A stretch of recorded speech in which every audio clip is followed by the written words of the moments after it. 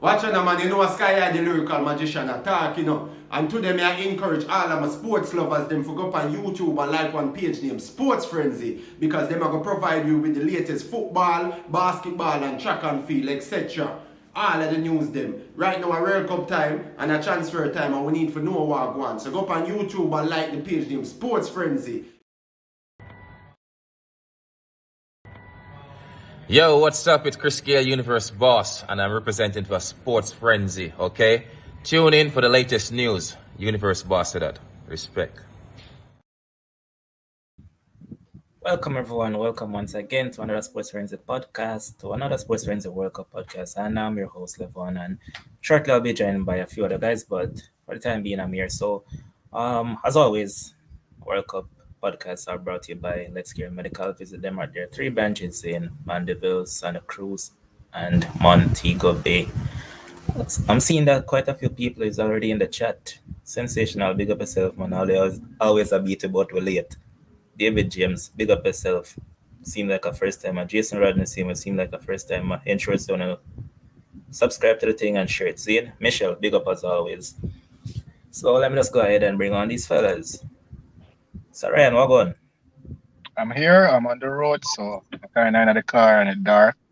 Not as bright as I'd like, but I'm here. All right. And the guru himself, what going? Nothing much. Big up Ryan and special shout out to all the viewers. Yep. Bless, Right. bless. It has been quite entertaining in this past round of fixtures in the World Cup. I mean, I think it was Ryan who said it the other day that every big team played a bad game already, so I expect some good game going forward. And trust me, majority of the games in this round has been excellent.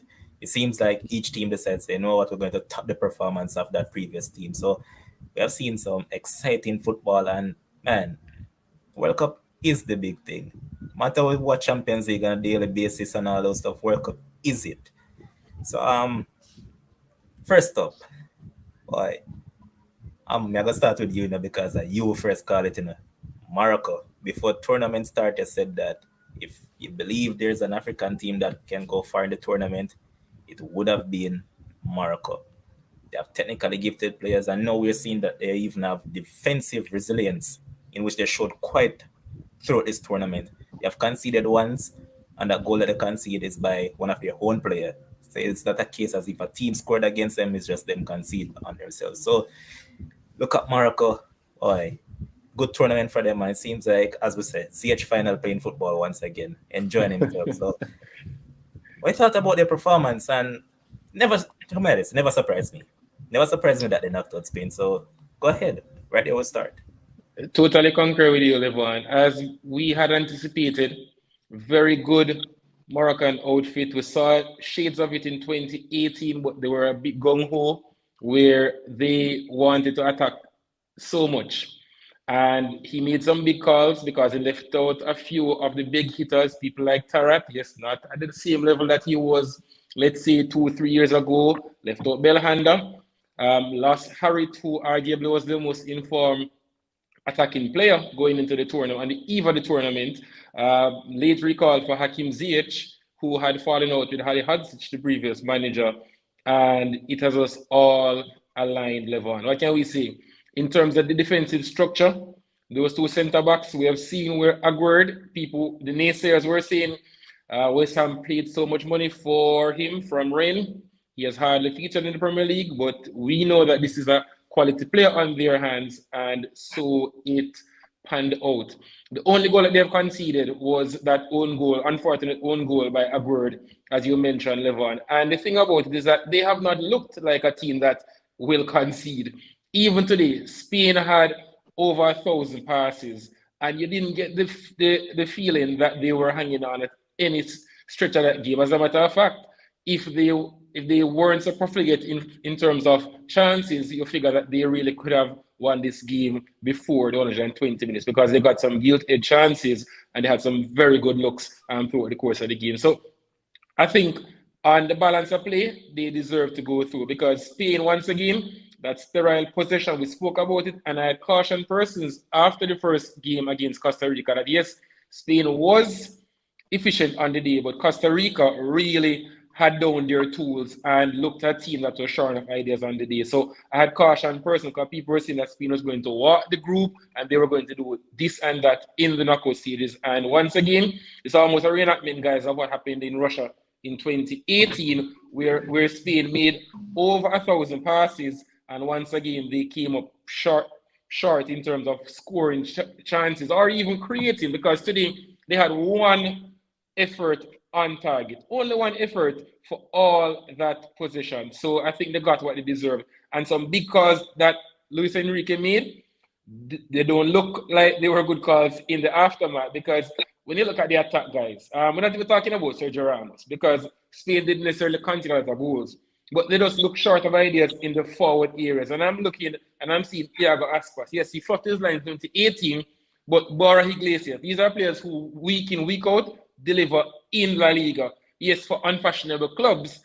And to go with a person like a Ferran Torres, who he is a streaky player. We know the connection with Ferran Torres and Luis Enrique, so we're not going to go there. And also, Levon, it seems like there's a bit of nepotism because Luis Enrique, for the viewers, actually plied his trade first with Real Madrid, and then he switched allegiance and started playing for Barcelona. So there has been this long-held view that he doesn't fancy Real Madrid players. And while he didn't necessarily leave out any of the big hitters from Madrid, there were other players from less fashionable clubs across Europe that he really could have called. Even someone like a Thiago Alcantara, you figure that a Thiago, a Pedri, and a Rodri would be the best triumvirate that Spain could put in midfield. Busquets showed for long stretches during this tournament that his days playing for Spain have long passed. I'm going to let the other guys weigh in, especially Dimo, because we know this is Dimo's team, and Ryan as well, who we had our reservations about this team, and so it panned out in the long run.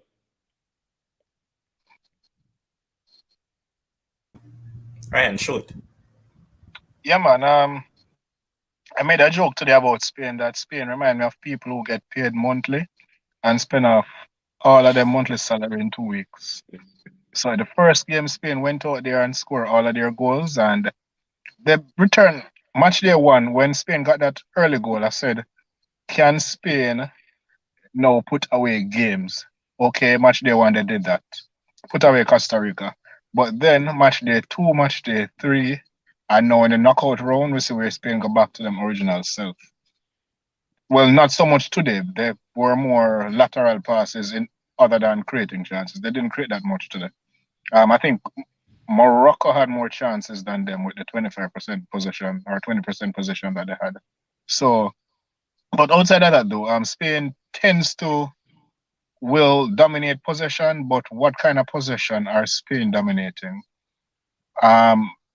Lucho, he tends to make some mad scientist kind of decisions, and so far he has gotten them right.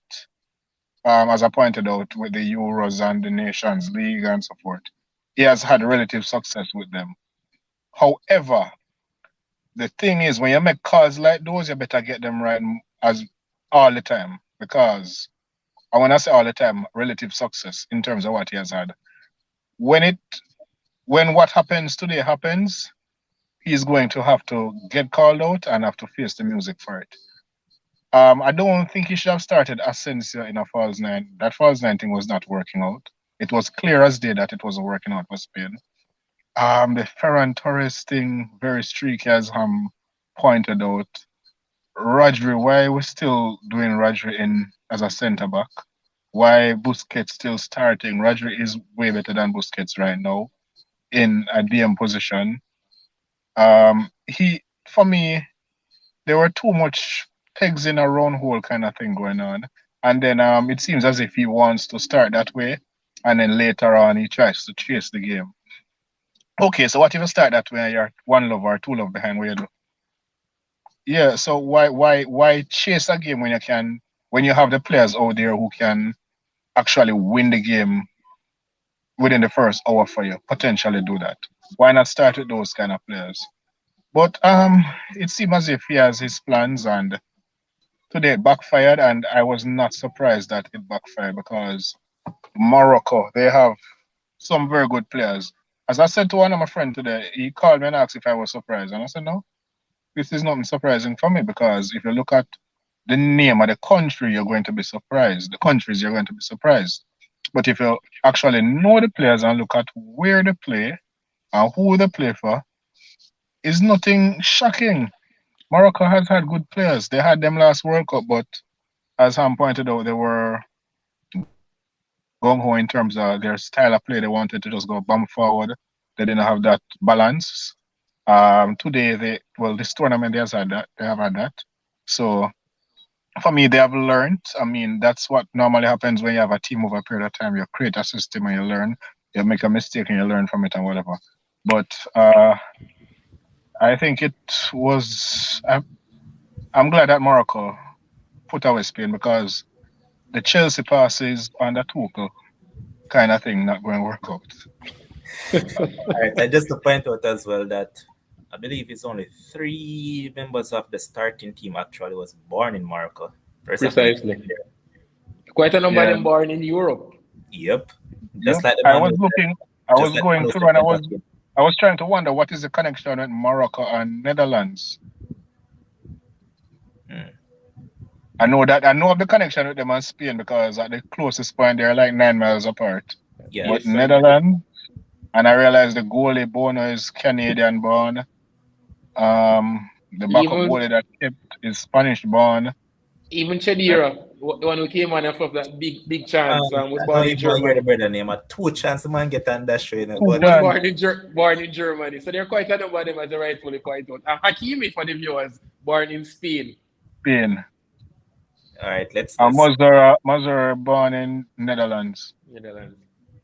Mm. all right. Let's get over to the man that he's not really crying because he didn't actually have Spain going this far.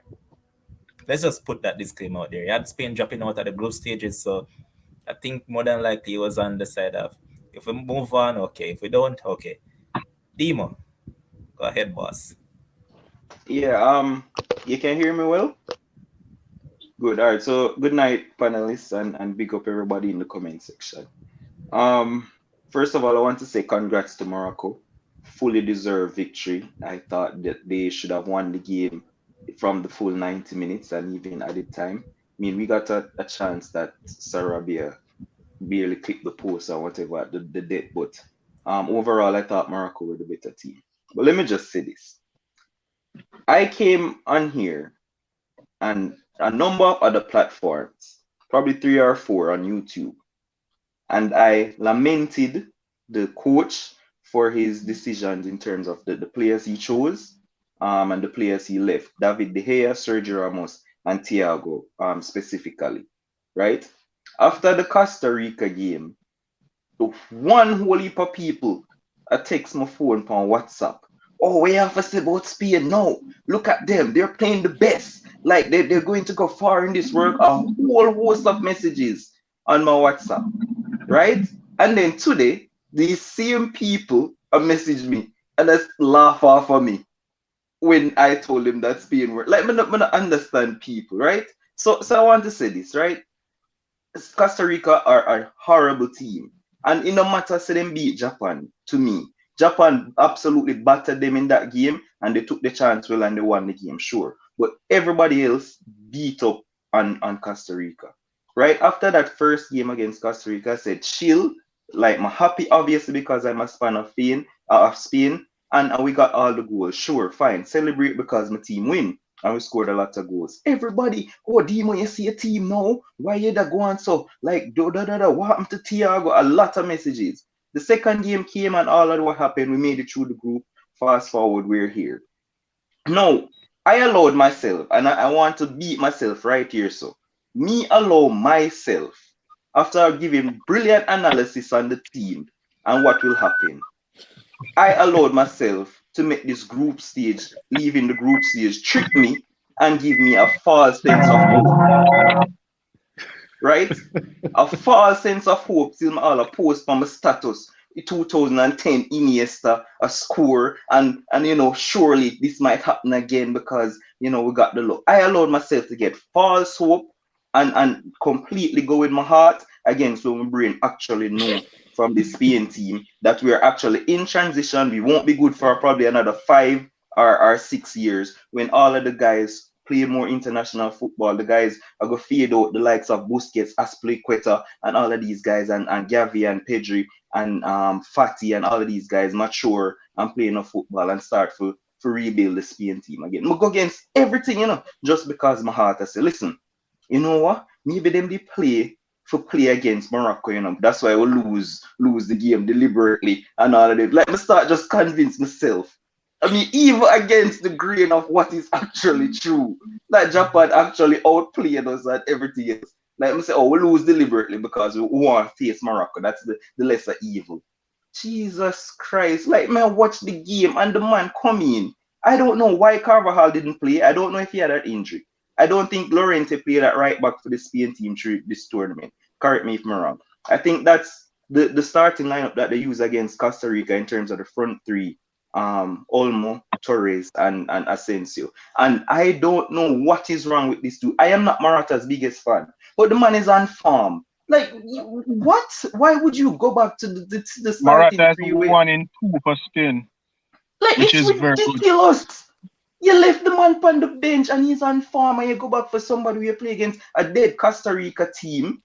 I mean, I don't know if you're taking Morocco for granted or whatever, but there's no way you leave the man who is on form on the bench. And obviously, if me call for Morata, who is not one of his biggest fans, like, obviously that look like ABC. Why would you go ahead and do that? And sure, we didn't create a whole host of chances, but when he came on, Iman and Nico Williams, you can see that there was a change. Like, they started to run between the lines more, and they created a couple chances. I remember him flash one across the face of goal.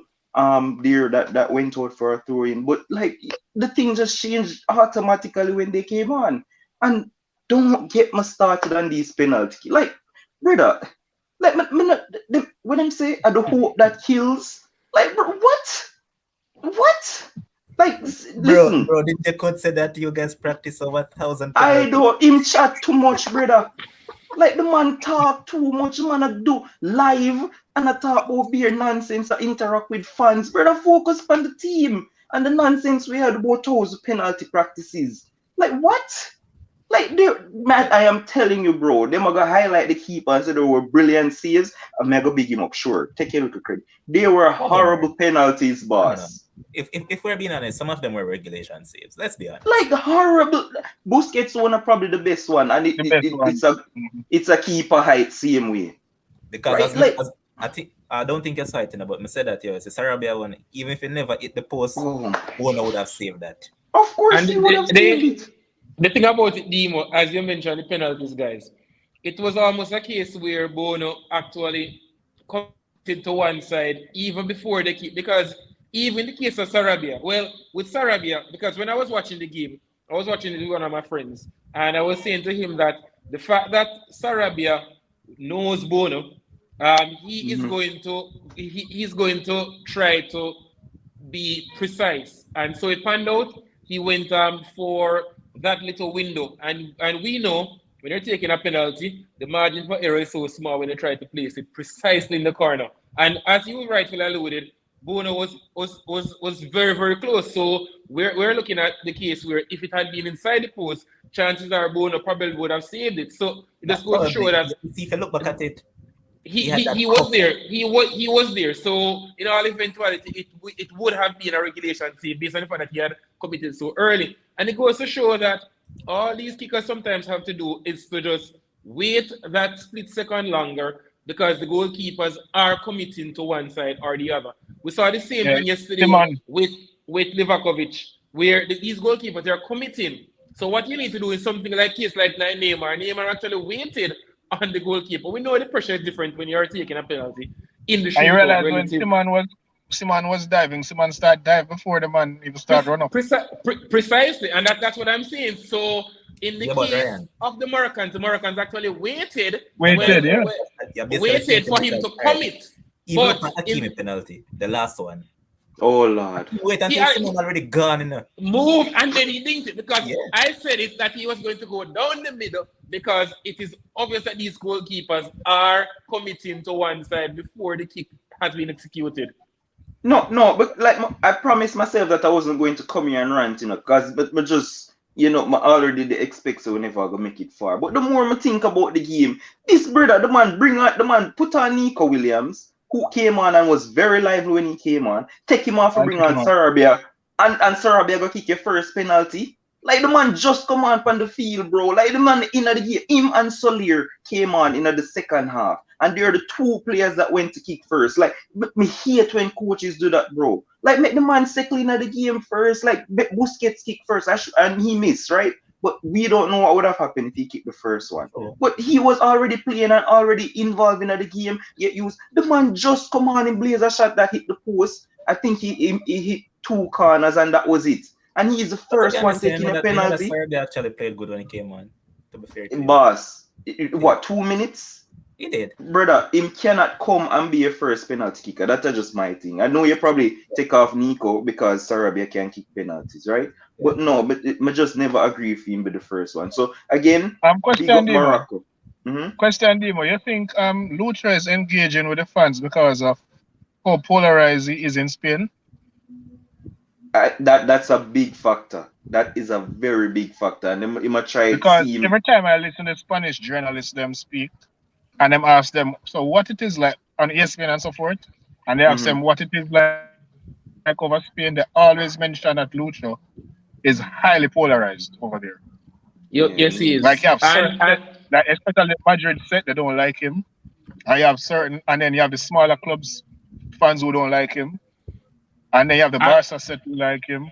And the thing is, Ryan, just as I mentioned, read his history with Madrid and Barcelona. This is a player who did brilliantly for Real Madrid when he was there, but the way how he left, and then he has been very abrasive towards the Madridistas in the time that he left. And then when he became a manager, remember the El Clasicos. So he hasn't done anything to mend that divide. And as you mentioned, this is going to go on because the fact that he has had this clear bias towards using Barcelona players. Well, on the face of it, Real Madrid doesn't necessarily have many that come drumming at the door for him to select in terms of warranting selections. But just the mere fact that, as you said, he's someone who polarizes opinions across Spain, and he has been very, very divisive. And also remember that this is a manager who had taken time away, and then he was given back the vote of confidence because remember the issue with his child's health, all of that. So here he is on the cusp of basically falling off the cliff because it's hard to see him. While he has done well relative to expectations, I still think that they went out this World Cup with a whimper because I think team selections and then also as Demo mentioned in terms of tactics that he employed, and Ryan hit the nail on the head. If you're going to chase a game or you're going to try to effect a change, why not start like that when it is obvious that after the first match, teams have started to figure you out. You don't have a reference point up front because Dani Olmo, brilliant little player, plays between the lines, not prolific. Ferran Torres, streaky, really should be a big part player. Asensio, he's a maverick, but he's erratic, right? He hardly features for his club team. So if you're relying on these players, in midfield, Pedri and Gavi, brilliant talents, but not yet proven at this level, especially in the case of Gavi. Pedri has a longer time in the national team. Busquets passed the best. Why not start with Nico Williams and go with a Morata? Ryan mentioned he's 1 in 2, 30 in 60 internationals. Not technically the best, but he knows his eye to goal. And in that squad, he is the one most likely, in my estimation, to get me a goal. And he had done very well in the fleeting appearances in the World Cup. A goal in each game, looking like a player who knows where to find the back of the net. The others scored because everybody scored on Costa Rica, but after they really haven't looked like it's in a band door, even if they were touching it. So dull and bland was the Spanish attack. Yeah, so let me just finish up by saying this, right? And I really hope like this unites Simon as the number one, like because of his football skills and good. Like, bro, if you don't watch the World Cup, the man wasn't no spectacularly good with him foot neither, you know, because about He 3 made or 4 mistake every occasions, game. Every game. exactly. Like man, And like he's so been what you doing gonna it do from what David De Nations Gea can do? from Nations League, he might make mistakes. Like it was ridiculous. Like, bro, come on. But special mention to Sofiane Buffal, a baller whom I rate from ever since. Like the man would have taken to the cleaners over that side with Lorente and Gavi. Gavi made about 4 fouls trying to stop him. Like Gavi just did all dirty from just making fouls. Sofiane Buffal and the left back had that side on toast the whole game. I mean, I thought it was very wrong of the coach to take off Buffalo because I thought he would have gotten the winner, but it worked out in the end again. But we just want to shout out those two and the CDM. I remember him name. Amrabat. Amrabat and Absolute Unai monster. were everywhere. Points Yeah, for man. that big So, move, guys, to potentially Tottenham. We know that Antonio Conte is a big fan, and he has been creating waves. Levon and I speak about him regularly Coach, at Fiorentina. Hold on a second. So the president come out and say, unless you have 100 mil, stay home. because remember, he was running at around 40 million before the World Cup, and with this joining the World Cup, no matter what happens from now on, in the 4 games, he has been brilliant. He's one of those players who people hardly look at, but it's good that Dima mentioned him because he has been everywhere, covering every blade of grass. And this is a player who, for many years, actually lived in the shadow of his older brother, Noridin. And for him to really step out and to be making a position his own, it's a really big feather in his cap. What I'll also say before we move on, he was a doubt to start this game as well because he had a bug. So he was sick before this game, and it was what? I think he said 2 a.m. 3 a.m. 3. Yeah. So what I'll say to you though, Demo, your side and my side, I have a surgery for the brother. You said it's passing, nah, gonna worry, brother. You see, based on football I play right now, you have to have fast players that can run on the wings. Same thing I said, the same thing at your side. So and one more thing, Levon, as it relates to this, and that's what people fail to realize, that Spain, they didn't have any verticality. Nico Williams, yes, he isn't the most polished, but he offers a threat in behind. And when you saw him in the Nations League, when you saw him in the World Cup for those few minutes, he shows that he can be an X factor going forward. You mentioned it, even for Germany, have a lot of talent, but we can't be caught up with having all of these ball players with nobody able to threaten in behind, because it's a mere threat that you can get in behind. Teams have to defend differently, because if you run 2 times in behind the defender have to drop 5-10 yards back, so it creates more space. But when you're just playing pass, lateral passes like Ryan mentioned, 1,000 of them, it's just keeping the defenders honest, but the defenders are able to adapt a nominal position, and you aren't getting in behind, you're not getting in between the lines. So once teams concentrate, then it's going to be hard for Germany and Spain playing like this to be prolific scorers, because there's just no point of difference, no X factor, no dynamism in any of these 2 teams at the moment. But you do have young talents who can come to the fore, because Spain, Jeremy Pino is another one who has pace. Nico Williams for Germany, Adeyemi, Mokoko, you have talents, but it's for these managers to know that all this ball playing won't get you at the end of these tournaments. Boss, the meme that's going around right now is that, with Xavi and Iniesta, we used to play tiki-taka. Now with these guys, we play TikTok, and everything needs to change, because I don't know what that is. We just have the ball and a pass side to side. Like, bro, what? I like it. But anyways, they remind me of one particular side. Anyway, me only have like an hour with you guys, so Yeah, man, that's what I ran through them. But Demon Spain remind me yeah. of Man United under Louis van Gaal. Let's move on. That's very accurate. All right. Quickly, Ryan, on your side, easy passage through. Easy passage. Of course, it was an easy Um, passage, bro. Senegal wasn't no challenge whatsoever. Well, it turns out that way that they were not what some people had Senegal to win for some reason. I think is because I don't like England. But really and truly, England were the favorites to win that game, and it could have been more. I think England basically went 3 up and just started to manage the game. Manage the game. You don't need to get injuries or yellow cards or whatever it might be. Just kill off the game or whatever. So I think that was basically what happened with that game. But now the true test, the biggest test begins on Saturday for us. Right. Brazil, finally. So you know, big up Jordan Henderson. Big up Jordan Henderson. What did them? They never want the man play. Big up my skipper. Big up I never wanted him to play, but well, we can. I understand now why. Yep. Yeah. But good going from the Englishman, and as I said, that is my side right now. I'm just kidding. But let's move on.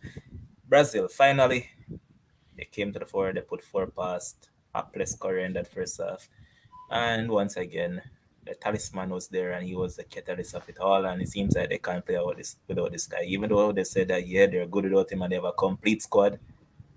The 2 victories so far that they have looked good in, he has been part of both of them. So 4-0, easy victory. Once again, Robert is not showing up because Paqueta is doing well. So yeah, Robbie, we know you're going to head from the show. But anyways, wasn't it 4-1? 4-1. Yeah. In the first half, and then the pick of the goals, the one in the second half from the Korean. But quickly, if I'm any one of you guys. I mean, I just Brazil looks unstoppable. Not just the fact that they're scoring goals, but I mean the defense looks solid as well. Alisson is a monster, and that's not just because he's a Liverpool player. Like the man pulled out some brilliant saves in that game, even though the victory looks comfortable. Those saves could have probably put a little more spark in the game because they were crucial at the time that he made them, especially the one in the first half with the opposite hand. I think the score was like 1-0 or 2-0 at the time. It was 2-0, but it was just after the second Brazilian goal. So really and truly, it was a big save because that could have been a momentum changer right there. 16 minutes in, 2-1, it could have been much different. I realized something with Brazil. They always say that if you have weaknesses, you don't highlight the weaknesses. And I realized where Brazil is ensuring that their fullback weaknesses are not highlighted. So when they are defending, they come in numbers. And then when they're attacking, they go in numbers as well. So they kind of have a tight line between midfield and defense. And they kind of press you into a position. So you don't advance the ball too quickly against them. But guess what's the problem? But Ryan, but this is exactly what I was saying to Robbie, who's an avid Brazilian fan, that Brazil presses relentlessly without the ball. So that because he had apprehension with a Paqueta playing in that deeper role, but I was saying that Tite obviously has his game plan set out where Brazil plays on the front foot, right? So Brazil is going to have more possession against more teams than not. Yes, against a Spain, you probably have to cede possession in terms of they'll have more than 50%. But more than likely, Brazil have more possession. But when they don't have the ball, and that's why they only conceded 5 goals through 17 World Cup qualifiers. Paqueta started 10 of the last 11, which goes to show that while on the face of it, it seems like, it's kind of dangerous playing with a Paqueta alongside a Casemiro in that double pivot. Brazil is going to have more of the ball. And as you mentioned, they press and they compress that space in between the lines. So it's hard to isolate these supposed weaknesses because you're looking at a Militao and you're looking at a Danilo. and you're saying, oh, we can get at them. But you hardly get the chance to isolate them 1v1 because Yeah, the defenders they close the line. the lines are so close. The midfielders, they press relentlessly. They try to win the ball quickly high up the pitch so that they're already on the front foot. So you hit the nail exactly on the head. And that's And why. also realize, Yes, go ahead, Ryan. yeah, when they attack just the same because the goals that they score against Korea were mostly from defensive mistakes. So when they push them into making those mistakes, and once they make the mistake, they have players here to capitalize. Yeah, but one key point as well that you should actually highlight is that, yeah, even though they do that, I think if you come up against a team that can play quickly over the top, for example, France or England who has quick players, then those two fullbacks will have a field day. They will actually have trouble. So I'm yet to see them really come up against a team that presses them. I mean, South Korea at points in that game yesterday did go at them. So even though Brazil pressed well, and I actually like it, but they still give up chances. If you look at it, but even when they give up those chances, they have to pause and listen. Yes, and that's very good. That's the hallmark of our brilliant keeper because you're dominating for such large stretches, and then for him to remain concentrated. That's a very, very big flip for him because many times Brazil has a plethora of chances and the game probably is still finely poised, and then for to make big saves. As it relates quickly to the Senegal game, that was a key moment in that game when Pickford made that save early doors because you just saw where the Senegal, by the way. The Senegal belief just went totally down. Well, I'm not even referring to that one because remember there were two chances they got in that first half, and once those didn't go in or didn't get that big call, they just figured that it was going to be a long way back. And without Idrissa Gueye, without Bouna Sarr, without Sadio Mane, Senegal was punching far above their weight. Yeah, but Senegal, I think they were very naive in how they played. I think they committed too high, and you realize that the first two goals were because of Senegalese players committing too high and get caught out. Because the pace of England. But Ryan, if you had listened to the breakdown of the game, when I was talking, you said that all England has to do pressure Koulibaly and they're in, and that's exactly what England did. Because you realize from the game start, Jude Bellingham had him all over the place, dragging him like a rag doll all over the place. Yep. And if you realize he was the one who made the mistake, I think he made like 3 to 4 mistakes in that first half alone. He made a lot. Yep. And that's one of the biggest attributes of Jude Bellingham, because people are wondering why he is being so highly touted. His ability to run from deep and to run beyond. And even Henderson, this is someone who polarizes opinions, right? But from his days at Sunderland, he has always been a player with probably 6-7 lungs. He runs through a wall, and he is hardworking, and he is actually better on the ball than people give him credit for because he'll never be a Phil Foden, but he's not as bad as people make him out. I think because of his style of play and because he's just one of those players who persons are just not going to take to. Yep. Unless you're a Liverpool fan, because we know this.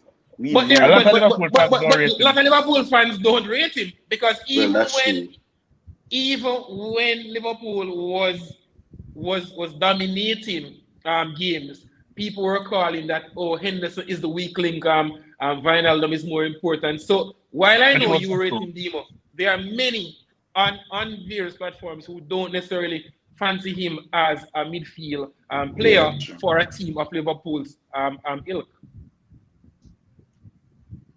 All right. And I'm seeing Adrian here saying that Thiago Silva best defender of the tournament. No, bro. Don't do it. Don't disrespect your squad, Gravidal. Gravidal has been the best centre back at this tournament. Don't do it. Let's carry on. Well, Croatia.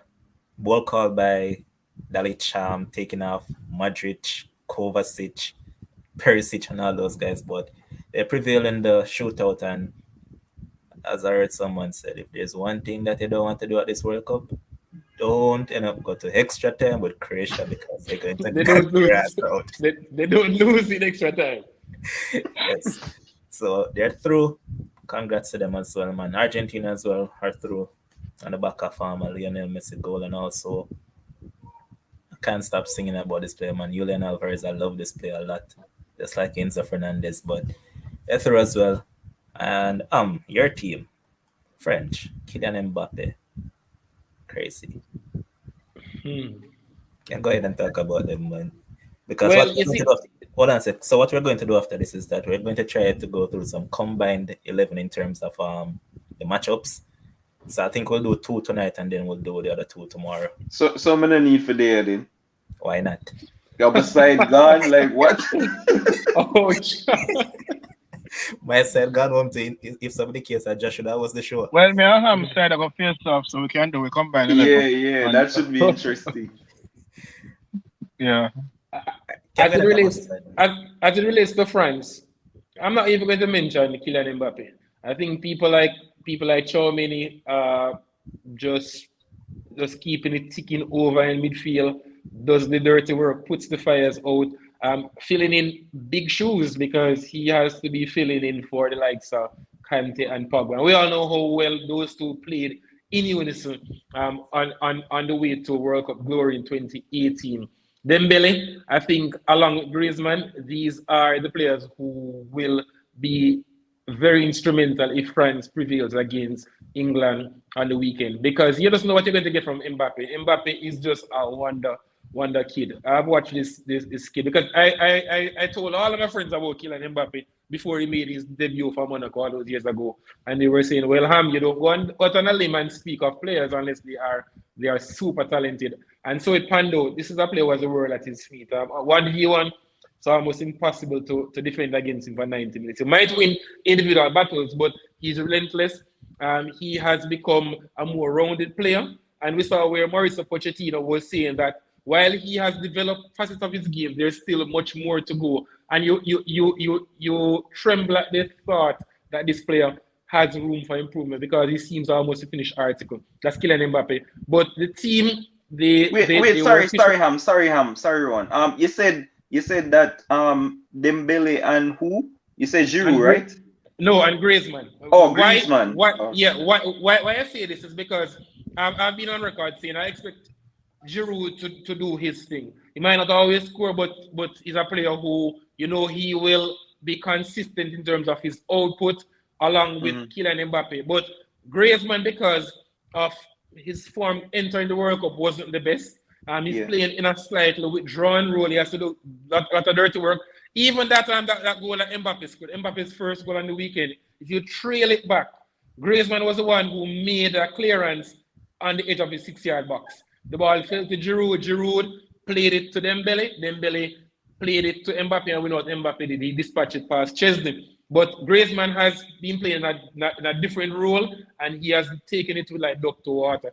Dembele, we know the talent. We know he's inconsistent. But I see people talking about this matchup with Mbappe versus Walker. But for me, I think the bigger matchup will be Shaw versus Dembele, because I fancy my chances with Dembele taking Shaw 1v1, and because Dembele is so ambipedal, he's able to use both feet almost like the other. So, and his pace, I think he can be that X factor, because you expect Walker to match up well in terms of physicality against Mbappe. So those two players for me are going to be the ones. I said this to you today now, in my England group, that to me the critical matchup is Walker versus Mbappe, and I'm glad that it's going to be Walker once he's fit versus Mbappe, the one that is marking Mbappe. Shaw will have Dembele, I think, would have better joy with Shaw.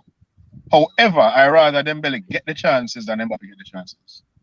Well, fair enough, because we know Mbappe is a polished finisher, and he seems to have a clear mind when he gets into that final third. Dembele is really hit and miss, but on his day, he's a maverick. He's super talented. 25. I think this can be his coming out party. So I expect a big performance from him. But this is a game, Levon, that will be very, very, very close, because both teams, they're evenly matched. You'd have fancied a full strength France in a game of this nature. But England, they have a very, very deep squad. And you think England has better options from the bench as opposed to Yeah, if France. it Because comes down to the bench, because you're in problem. because some of these starters for France really were nominal squad players at this. They have played very well. Rabiot has been playing above what many Yep. had expected. But remember, I had gone on record to say that Rabiot had done very well for Juventus leading up to the Yeah. tournament, and that he should start over Camavinga. And so it has panned out. He has covered himself in glory, and I think he is another critical member of the team. The matchup that a lot of people are talking about, the race between Giroud and Maguire. Who's slower? Hold on. Why you worry about Maguire? I'm telling you, when Maguire play for England, that man is. No, what I'm saying, I'm making a joke about how slow both of them are. How slow both of them are. I'm seeing Dale saying here that sorry for Maguire for a reason. What a lot of people don't realize now, Maguire for United is a total different Maguire for England. Monster. I think though Levon, because while Mbappe tends to stay out wide usually in a game of this nature, I would not be surprised to see Theo Hernandez playing a slightly more advanced role so that Mbappe can play in the half space between Kyle Walker, and instead of trying to take Kyle Walker on the outside, that half space between Kyle Walker and guess what is going John to Stones. It will be Stones. You know, it is a key matchup because Saka will definitely help out Walker. That is the main reason why Saka is over there. And even in the previous game that they played, I realized that he helped out Walker quite a few times. Yes, and that's what many persons don't realize, that Bukayo Saka, because of his early grounding. Because remember when he came to the Arsenal team, it was really because of injuries to Kieran Tierney. Tierney couldn't stay fit.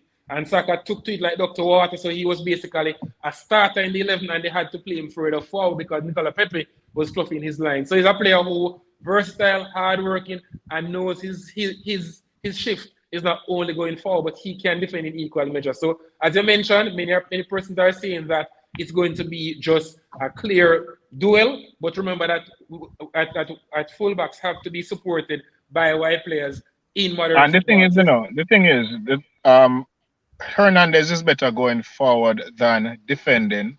Bro, and Mbappe. I was just about to say it. And Mbappe does not really track back. Nope.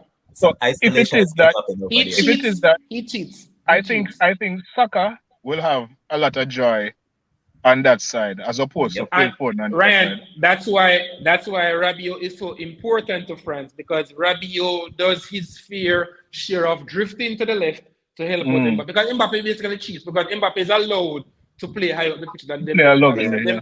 Dembele tracks back, so Dembele starts from a deeper position, as opposed to Mbappe, who plays many times almost like he's part of a front two, slightly off Oliver Giroud, as opposed to Dembele, who plays more like a midfielder. Well, I think I'll go with Phil Foden on the other side. You know why? Because the right side, you're going to have Jules Koundé, who is a better defender. So I think you need a ball handler on that end of the field. Yeah, so Levon, as they set up, as opposed to like a Rashford who is quick, I don't think you need. I want to put Rashford against Jules Koundé from the start. Yeah, so Levon, you're gonna set up the thing, right, for the combined 11 right now. In freeze, I think Levon freeze.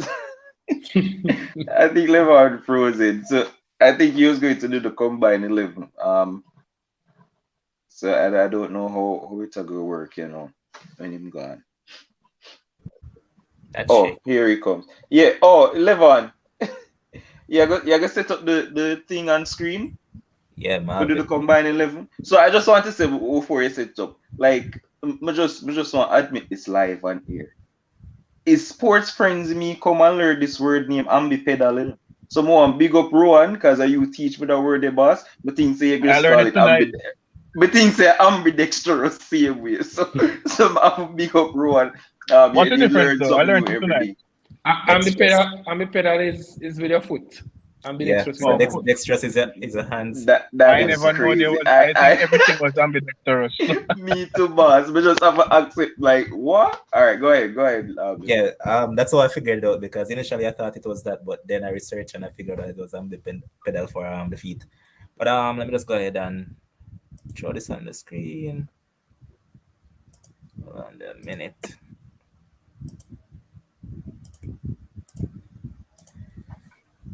All right. But since as we have the Englishman and the Frenchman here and the Englishman same time summed up, what of you? Goalkeeper. I mean, two of them are bugs still. But which one are It not can bigger, make it bigger level. Me can't see. Who going to go first? Me or him? Yeah, there you go. Yeah, who no go at the keeper? Who the keeper? Surely All not right, I'll Lloris. go. I'm going Loris. Levon, as you mentioned, they are both bugs, very erratic. I think purely on what we have seen in Qatar, I am going with Jordan Pickford. Over the course of their careers, Hugo Lloris would top it for me, but Lloris hasn't been the same player. And I have said it that barring injury, then Mannion should have been the starter as opposed to Lloris. Lloris just hasn't been the same player, the player who joined Spurs from Lyon, who was brilliant 5-10 years ago. So I think Pickford for me. All right, I'll go one step further. Boss. Yeah. No, but the two of them pick. Oh, and pick Lloris. Him go Pickford. Both of them pick Pickford. Yeah, the tiebreaker. No, I don't pick Ford, I pick Ryan. I want to pick Lloris. No, he went with Lloris. I don't know why. Well, I'll go one better. I'm picking every goalkeeper for England squad plus bench over Lloris, boss. Every one of them. Like anyone for the bench. Pickford, and the rest of them. Lloris is a horrible goalkeeper right now. All right, so I'm gonna start with you this time. In terms of left back, who are you going with? Left back, we know what happened to Lucas first game, 10 minutes in ACL. Brother Theo has filled in, and I think Theo has done quite well. I'm going to go with Theo as opposed to Luke Shaw, but this one is almost splitting hairs because none of them have really set the place alight. I think Shaw hasn't been at the same level he was, let's say, 12 months ago. Still been good. Hold on. At this World Cup, there's only one man that has created more chances than Luke Shaw, and that is Lionel Messi. Don't underestimate. Yes, but I am taking it with a pinch of salt. While he has done well in an advanced area, I'm also looking at who he has come up against. I know that Theo hasn't necessarily come up again, but the fact is, remember, Theo is a player who does his best work England has forward. All the teams England come up against are top 20 teams, you know. But have they played like top 20 teams though? Come on. It don't matter. You played against Wales. Come on, Ryan. Are you really going to go there? You played against Iran, who was abject on the day. We know about what they went. Remember that Denmark went into the tournament as a potential outsider. They haven't covered themselves in glory. I get it. If someone goes with Shaw, I would not be averse to that selection. No, I'm going Theo as well. I'm going Theo. I think Theo. I mean, Shaw's been consistent, but I think Theo is more dynamic. So I'm going Theo. This World Cup. Yeah. Remember, we're not talking about them before. We're talking about what. World Cup. Yeah, I agree. I think it's splitting hairs as well. I think both of them have been decent, but I'd go Theo as well. All right. Ryan, right back. Easily Walker. And before Walker, it was Trippier. Oh, Trent now get a shot. All right. Trent not playing. I saw Trent in a game, boss. All right, so Debo, but that's getting 2 minutes, so you just be the deal breaker. So I must start with you this time. Centre back. First one. All right. Left-sided centre back. I can't look past Harry Maguire. He has been one of those unsung heroes for England in that game against the US. He was a colossus. Using that big head of his to win every aerial duel. Can't go past Maguire and has been decent on the ball and being able to make progressive passes. So Maguire definitely fills in that left-sided centre back for me. I am not going to say Maguire, but I'm going to say England Maguire. That version of Maguire. So Harry Maguire is the one that plays for Man U. You guys saw the thing with the government in our Ghana or whatever. Yeah. Yo, that was hilarious. Yes, Wow. Adrian saying Slavini. Of course, man. I'm telling you, so the man I play for England, that man name changed totally. Ryan, right side. Wow. I'm not the biggest fan of Deyat. Upamecano. I think Kanute is better. Miles. But given that those two have split times, I think I'm going to go with Varane for this one. Even though Stones has been very, very good for England, that was not Exactly. discount that. Tough. But I think Varane is a bit more. I don't know. Varane. All right.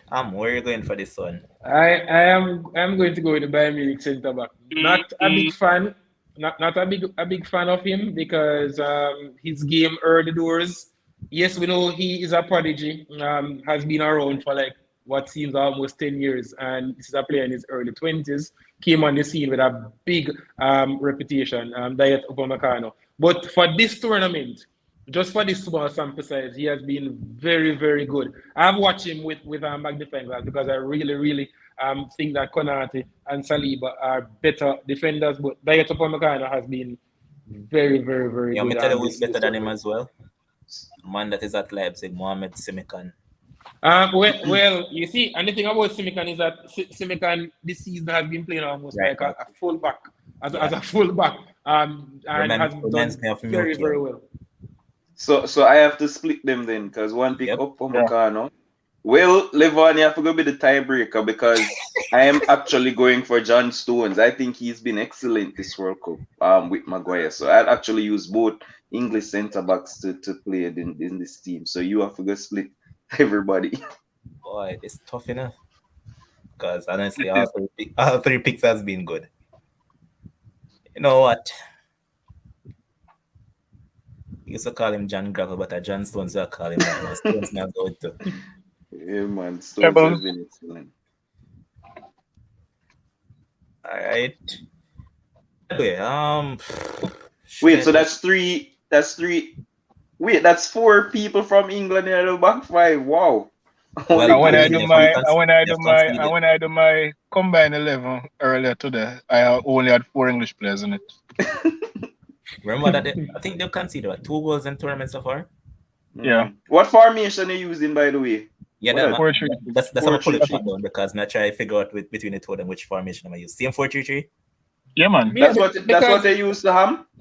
Well, yes, because for me, the 4-3-3 and the 4-2-3-1, they can be the same. It's just putting them on paper because when they get on the field, for player 6, in that deep line midfield role, I'm going with Aurelien Tchouameni. I think Tchouameni has been the one who keeps France ticking over, and this is a player who was taken seamlessly to international football, with a huge shadow of N'Golo Kante and a Paul Pogba over him. He has been nothing short of being brilliant. I'll go as far as to say outside of Mbappe, he's France's most important player.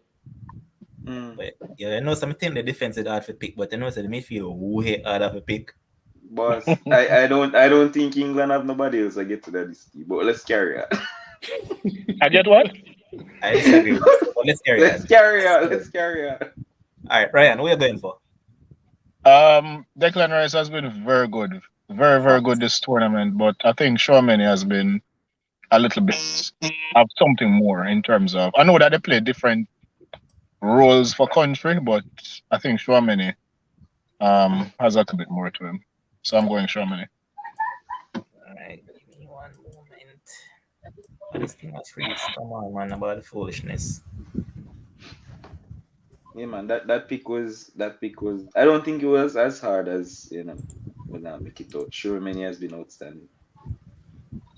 All right. Ryan, start with you. Player 8. This is not even all right. This is Bellingham spot. Oh yes. My word, almost forget him. What say you? All right. On that side, I'm not playing Bellingham plays in my midfield, but not there. I'm playing Bellingham striker to the right. I'm definitely leaving that spot to Rabiot. I think Rabiot has been the midfielder that France was hoping that he would be. Because remember, guys, quickly, a player who burst on the scene at Toulouse had a huge reputation, went went to PSG, didn't necessarily set the world alight, had his big games in the Champions League, fell out of favor with the coach, has gone the full 9 yards and is back in the fold. Yes, because of misfortune to others, but I think left-sided midfielder in this formation for me, it's Rabiot. Bellingham plays though, but he plays on the other side. It doesn't matter where you put them, Levon, because he was one of my next pick. Yeah. Rabiot. So both Rabiot and Bellingham. And also quickly, Levon, why Rabiot plays again? Because of Mbappe, who obviously is going to be playing in that left side position. We know he doesn't like to track back. Rabiot has that to his game. So Rabiot will be a bit more defensive than Bellingham, who will have the freedom to roam almost as a number 10. Because they're both number 8. Wait. Oh, Levon just put in Mbappe. Man, that's give Ryan a chance to argue with the players. Ryan argued with it. What? Ryan is rational.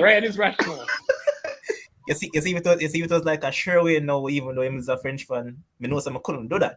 But because I know some Ryan rational, we can just go ahead and do it. So Saka not. Alright, go. No, hold on.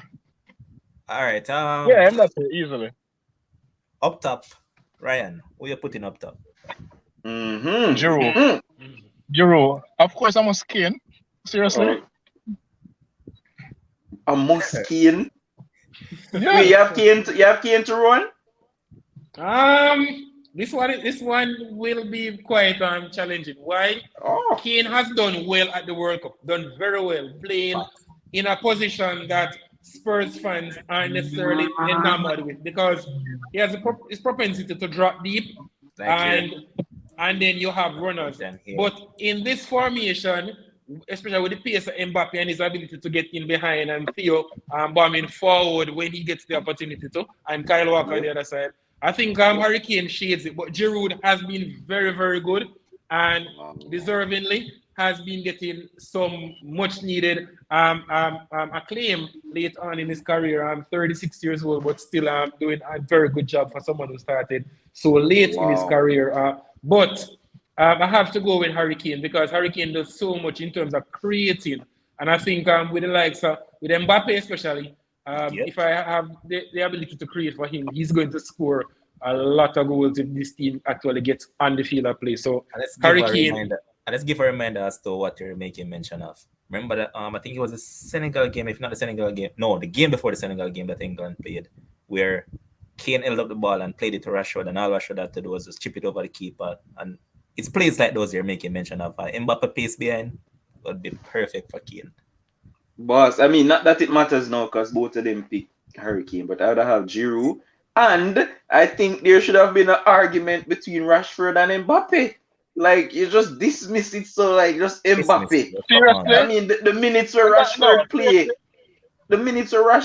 and its impact, like it need to get some recognition, boss. But Demo, remember that Rashford isn't a sure starter because I know that's my point. So yes, and yes, his goals per minute ratio is very impressive. But just the sheer fear that Mbappe causes defenders, like it is just like almost like a Thierry Henry in his pump or a Ronaldo the phenomenon.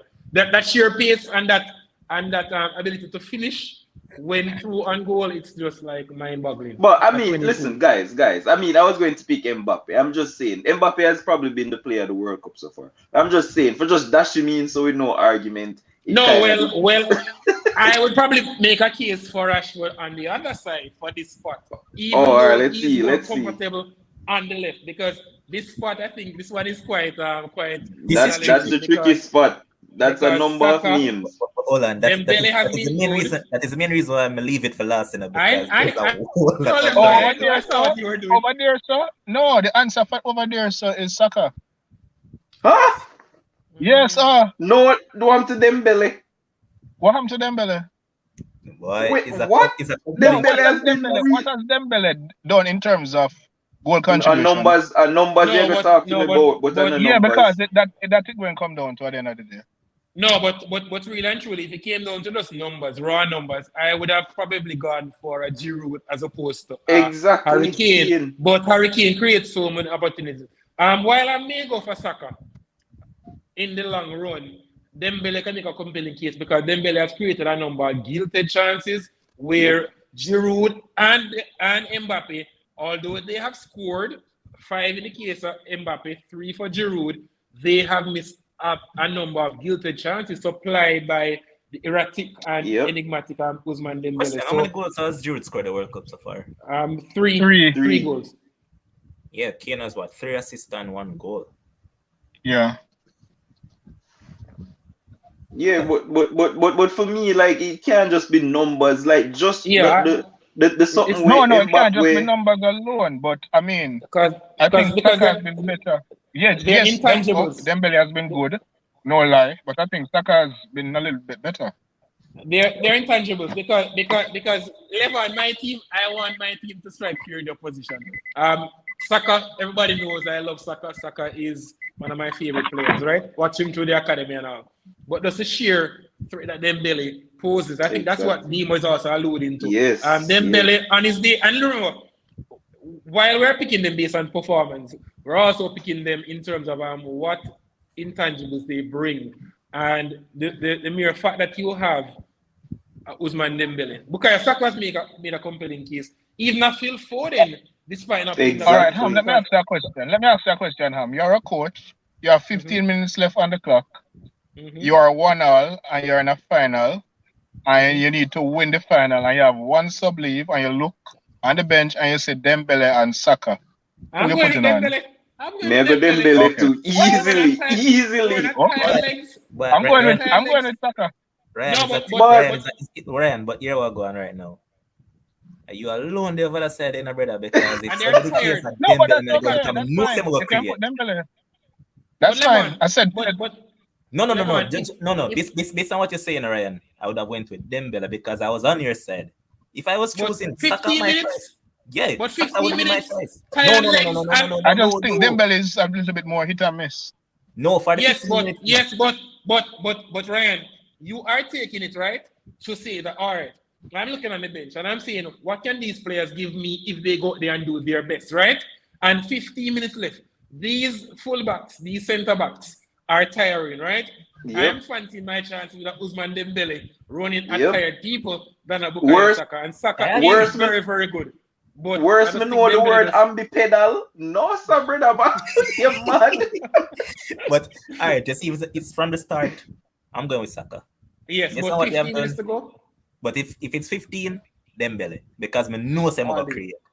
All day.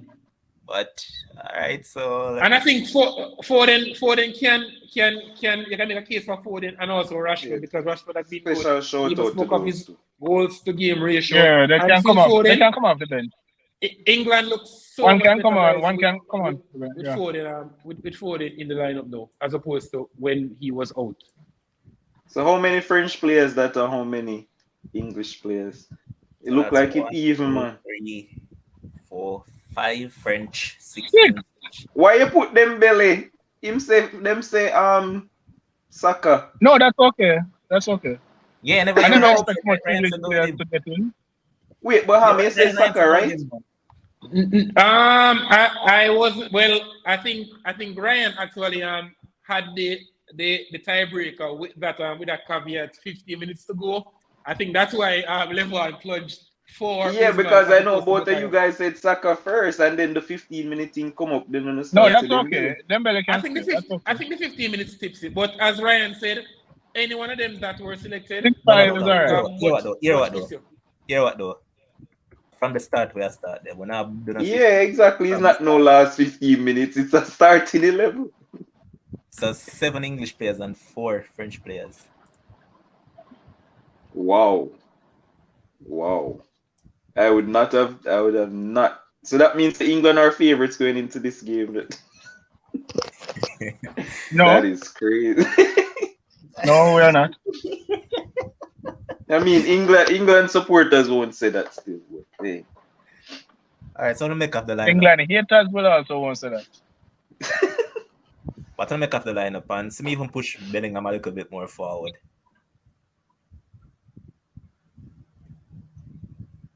All right, look like my time. I like it.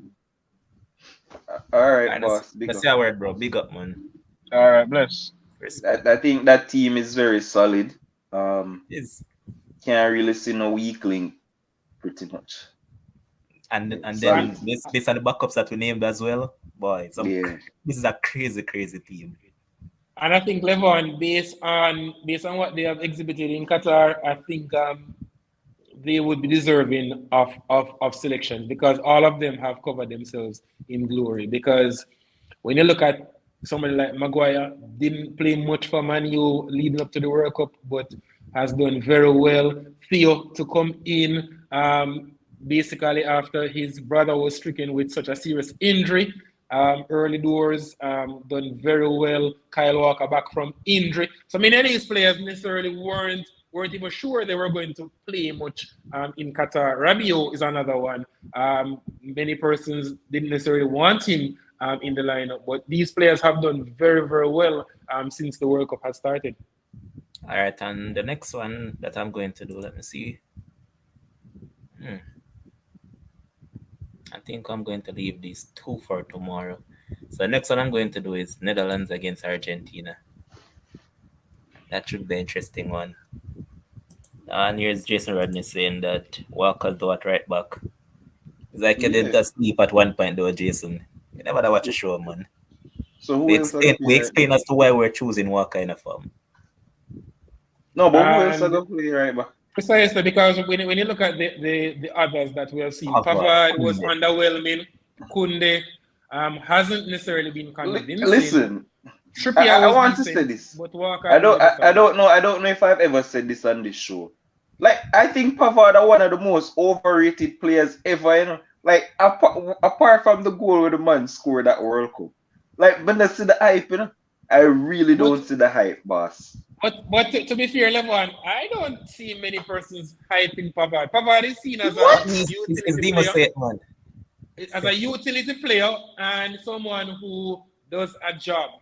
Remember that he wasn't even first right leading up to 2018. People like Sidibe were ahead of him, but Sidibe just basically fell off the cliff after doing so well at Monaco. So remember, this is a man he's also not a right back by trade as a centre back at Stuttgart. And then he was converted to play right back. So I don't think many persons have hyped him. Yes, he scored a wonder goal in the World Cup. Yes, Argentina. So you say people never rate Pavard after that goal. Really. Carried got Bayern Munich and all of them stuff. No, but Bayern already signed him, man, before he went to the World Cup. Yes. Because remember, he had done well in Germany as a player who was able to play well in a myriad of positions, mostly at centre back.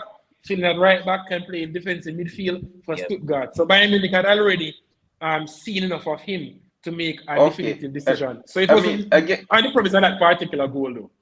I guess it's probably my circle who they try to compare him to Trent and them look at things. So probably that get me caught up. All right, go ahead. Because everybody them compare to Trent to the boss, so we get aggressive when that happens. All right, go ahead. No, man, Bayern already signed a pre-contract with him, man. And I think I'm about to leave now because he won't guarantee he can play at centre back at Bayern, and Bayern are not willing to offer him that. So I think he's going to walk away from Bayern come end of this season. But next one we're going to look at is Netherlands against Argentina. I guess I'll be the tiebreaker in this one. But this one is set to be good. Goalkeeper. All right, for the viewers, just to give them some background as to what he has been up to. Last year, 2021, guys, he was at Go Ahead Eagles on the verge of quitting football. His wife said, suck it up and go play football. And here he is back on the books of Heerenveen because Heerenveen was his first club, but he has had 5 clubs in the course of his career. So he's the consummate journeyman, 6 feet 8 inches, big frame, and has covered himself, I dare say, very well in goal at Qatar 2022. But I still think that Emiliano Martinez is the better goalkeeper. And Martinez wasn't necessarily convincing on match day one when those two goals went in, because I think he could have made a better decision. But I think he has been big in the subsequent games. So I think Martinez shades, but Noppert has done very well for a man who made his debut for the Oranje, and that's the Netherlands team at the World Cup, because he has only played 4 times for the Netherlands, and all of these have been at the World Cup. But I think Martinez for me. Something wrong with 11? Rowan alone picked the team? The man just said Martinez and you type in Martinez, boss. But I understand. You know what you have to say? Who you gonna go with? He's going to go with Noppert. No, I'm going with Martinez, but I'm saying at least give me a chance, bro. Yeah, but you're gonna go on. I'm gonna be the deal breaker. Okay, all right. So ultimately, it didn't matter what I had to say. All right, go ahead. All right, Demo. In terms of Dumfries, easily. That's my pick at right back. Dumfries. All right. And that's highly based off his last game. So that's only based off his last game. Let's say I like that because it was off his tournament performance. Dumfries couldn't walk near the level. I mean, who are Argentina right back? Molina and Montiel, and they haven't covered themselves in glory. Yeah. I'm just working with Dumfries' last performance. Recency bias to call that. Levon, quickly for the viewers, even though Dumfries will fit in here in our back 4, usually he plays for the Netherlands in a right wing back position in a back 3, so he's playing a bit further forward. But as you rightfully mentioned, on his last performance, he was very, very good. Had a big part in all 3 goals. And just looked at a player who Levon and I were expecting to see, the one who had burst onto the scene, late bloomer, because in his mid-20s, he was still playing straight for PSV Eindhoven, as opposed to the regular trajectory where Dutch players at that age would have already left the Eredivisie and been playing their trade in one of Europe's top 5 leagues. But I think his return to form is a welcome boost for the Dutch as they go into face against the Albi Celeste on Saturday. All right, so Dumfries for me as well. All right, quickly, you guys have time tonight? Because I'll just run through all them because I just checked my schedule. I have work Thursday, I have work Friday. Yeah, man, no problem. Something wrong with that youth, you know. You just a drive the nail in my heart. So I have to go through whoever go Morocco go play. Like, all right, let's go. What I'm gonna do is that tomorrow, I'm just reserve tomorrow just a prediction, so just go in depth about the games then. Fair. All right, left back. Basketball center.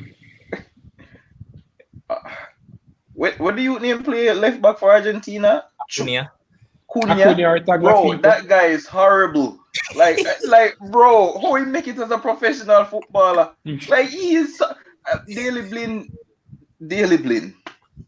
Like, but can't bother. Yeah, he's horrible, bro. Cunha make it. Level for me. Blind, and it's not only because Blind has been good, because I think he has been decent. He was better in the last game, but Blind for me, and that's more to do with how bad the Argentinians have been. Tagliafico and Acuna. It's almost like 6 of one, half dozen of the other.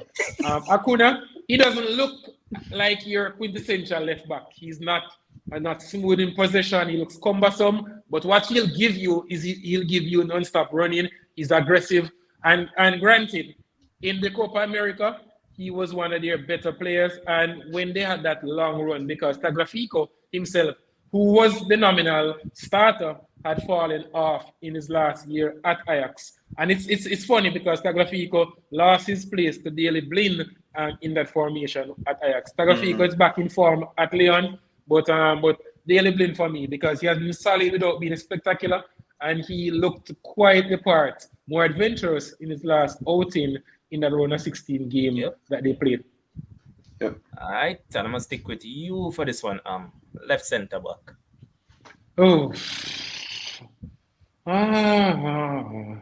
And this is because I'm going to go with my two centre backs, they are going to be Van Dijk and I'm going to go with Otamendi.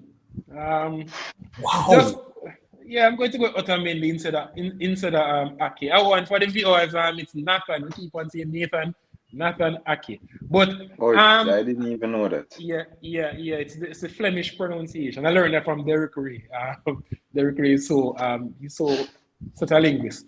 But anyway, I'm going to go with Van Dijk and also because I'm playing a back four and I want someone who's aggressive in the tackle. And I don't think Ake for his ball playing ability will give me that. I can't go Romero because Romero is hit and miss. Lisandro because he hasn't played enough. That's why I'm not featuring him.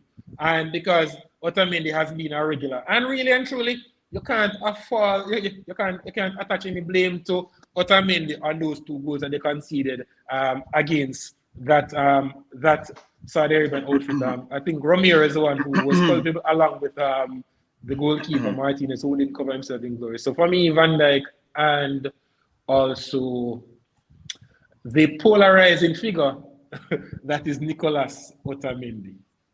Wow. Well, oh yeah, you could have just write VVD still. But yeah, so my captain will obviously be Van Dijk. He'll be captain in the team at centre back. And I'm actually going to go with his centre back partner. I know that they play in a back three, but I think Ake has been really good as well. And also that left-footed centre back. I like the right foot, left foot thing. I would love to go with the Butcher from Manu, but again, like Rowan said, he hasn't played enough. I mean, him not really need to prove nothing else to me after seeing him play in that one match that he did play. I think it was one game.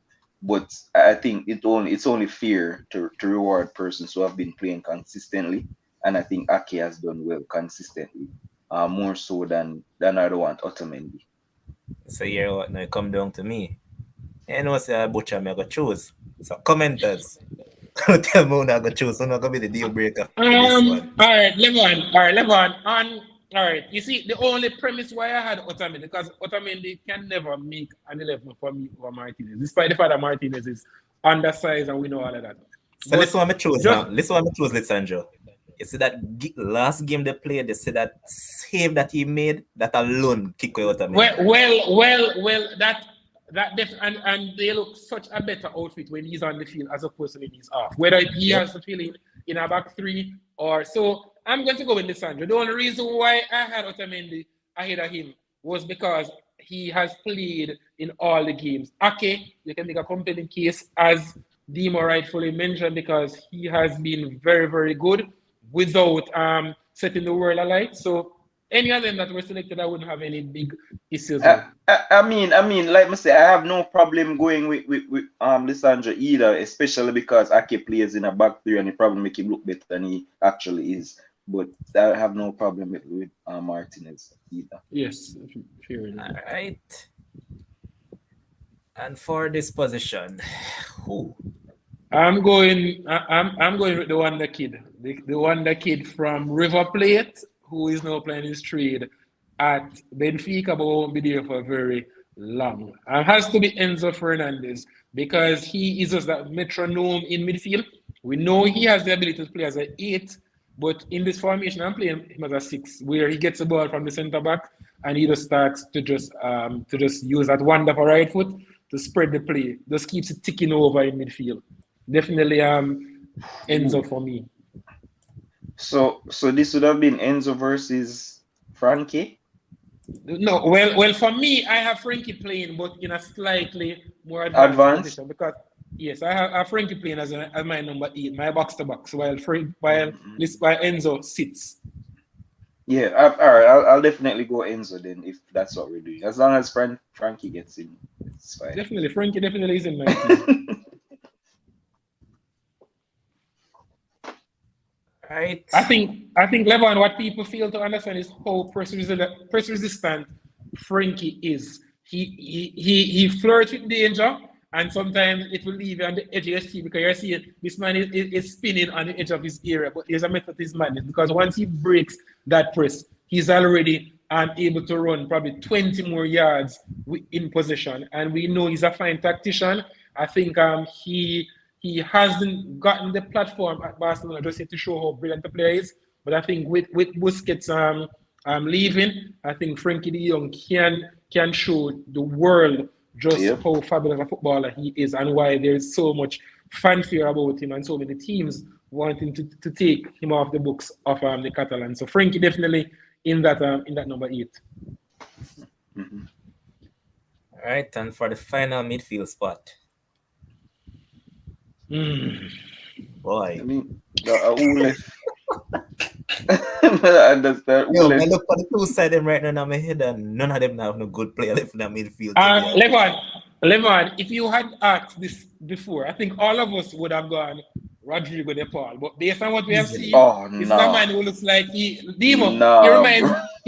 He reminds me of one player who wears size 10, and he actually has on a size 7 shoes. Like the cleats are burning him, so he can't control the ball. It's almost like the ball is like a hot patty when the ball gets near to him. I'm one of his biggest admirers, but he has. And then on the other side, as Levon said, they have trial Martin de Roon, Team Coop Miners. They have played on David Claassen. It's almost like musical chairs there. So Berghuis or Berghuis. Yes, they have used Berghuis as well. All right. What I will play. I have an idea. Yes, I think I know where you're going. Where you're going there. And I think you're going to go either one of two. You're going to go with Cody Gakpo, or you're going to go with Lionel Messi playing in that Exactly. It just has to be one of them. So actually, I was going to go Gakpo right here. And Messi, which part play at Indy? Yeah. Fair enough. Over here, some would have Alvarez. And up here, sir, the man who was never started the tournament, but came on and has been doing quite well for the Dutch, Memphis. And you see, that's why these two attacks have been so underwhelming, because Memphis, has done well in inverted commas, because relative to Lautaro, then you have relative to Steven Bergwijn, relative to Vincent Janssen, all of these were trial and playing through the middle. So on that premise, I think I couldn't be opposed to you selecting Memphis, who doesn't want to be called the Pride Viewers, because his father abandoned him when he was a kid. So Memphis. Oh, Crimea River. Like what? Okay. Memphis. Don't put the by there, Memphis. So there's a gap for you, sir? Yes. Yeah, man. Messi had played 10. Levon, that's what one of the beauties about Gakpo's game. He's so versatile. He can easily slot in as your left-sided attacker. He can play through the middle, or he can play from a deeper position. So I think that's a good combination of players. About it though. No man, use something there. Where are the two striker for? They're playing a 4-2. No boss. This look like where your coach name. Where coach name come the other day, man? You Ralph Rangnick. Oh my gosh. Playing at 4-2-2. No, bro. Go back to the formation where they have. Play Alvarez as the 9 and Depay or Memphis orders. And then in this formation is fluid too, because Memphis, we know his early outings were as a left-sided attacker. He has now been playing more through the middle. We know Alvarez, one of the strengths to his bow is that he's so versatile. He can play in a myriad attacking positions. So he can easily slot in as the 9, while Memphis drifts wide into a nominal left-sided position. But still, I know something that beat up that side. The French-English combination. And I think why so, because some of these players have, especially in the case of Lautaro, because we all expected him to be much better. This is a player who's showing a confidence. If you had selected this team before the World Cup, I think you'd have had bankers on Lautaro, but you know when the French-English side now mash them up, Mbappe would run this bread out ragged. That's a clear favorite. They would beat this team easily. Yeah. I mean, even though they have, Lionel Well, they Messi and should. They yeah, should. yeah. They should. All right. Let me just clear this. So anything about this side, good? Rash, Yes, are you hearing the show now, Rash? Rash in the comment section say him not hearing. I'm not sure if it's him not turning up the volume or if it's our thing. No, no, man. I know from our side because other people that say it. Say the people Okay. here. All right. Rush, just jump out of YouTube and jump back on quick. All right. Let's jump off it. Oh, you say my ear, man. All right, cool. All right. Exit this quick. Yeah, I don't think people can argue with that combined 11. Yep. Like I use the word efficient for Netherlands so far. I think that's just what they've been efficient. They have been, and the thing about it, Demo, I know we're not previewing them tonight because we're going to do that tomorrow. But just to get the viewers to appreciate what Van Gaal has done in the lead up to the 2002 World Cup, they were tipped as arguably the strongest squad in Europe. Guess what? They didn't qualify for that World Cup. Guess who was the manager? Louis Van Gaal. At his disposal, he had Van Nistelrooy, he had Van Hooijdonk, he had Hasselbank. He had Roy Mackay, who was the leading striker in Spain. So he had a plethora of attacking options. Had Overmars, he had Seedorf, Davids, right? Kluivert, all of these players, and they didn't. So what we have seen since is that Van Gaal has become a bit more pragmatic. And this usage of the back three, if you remember in the lead up to the 2014 World Cup, guys, it was a back four that he wanted to use because Strootman was one of the best players in his position in Europe. Yeah, Strootman knee went out and they switched to a back, and Strootman just was never the same player again. Remember that he was linked with Man U. Yeah, and then I remember. Because for moving, Bro. he got an injury and then he just basically just had. I think that Geno in there right now. He has been to so many clubs in the last 5 years. And the thing, what Van Gaal had to do, he had to basically put Martins Indy, Ran Vlaar, and also Stefan de Vrij as a back three. And from then, he has just stuck to this back three for the Netherlands. So I think special mention to Van Gaal, who has reinvented himself because of his failings when he had such a high-powered team. So be now competitive with what you would say is one of the weakest in terms of talent Dutch squads that has been assembled in living memory. Yep. Yeah, and he lost Wijnaldum to coming into this, who was a big part of his system.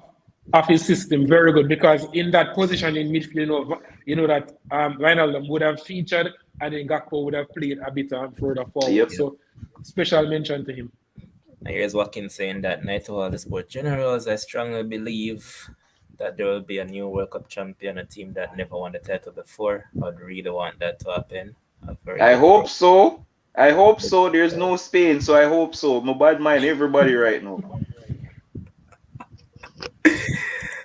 Here's Rashkela saying, all that sound good, but vamos Argentina. No, but the thing is, Rash, I was not predicting. I'm just saying.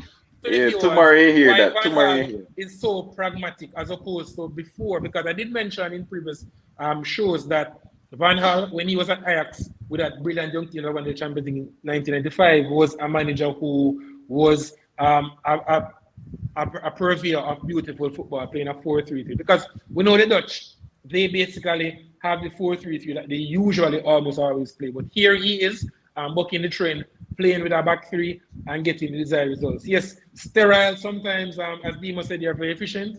But Rash, I'm not saying that they're going to beat Argentina. Yeah. All right. Just look out for you tomorrow, man. Yeah. But let's do some combined 11s tonight, Rash. Who are the next two? Yeah, man, I'm forward up right now. This thing up. It's flown around with me now. All right, next one. One that will paint a particular man art. Oh, so it's Morocco against Portugal. Goalkeeper. Yassine Bounou, Sevilla, shot minder. He can be erratic, but when he's good, he's really, really good.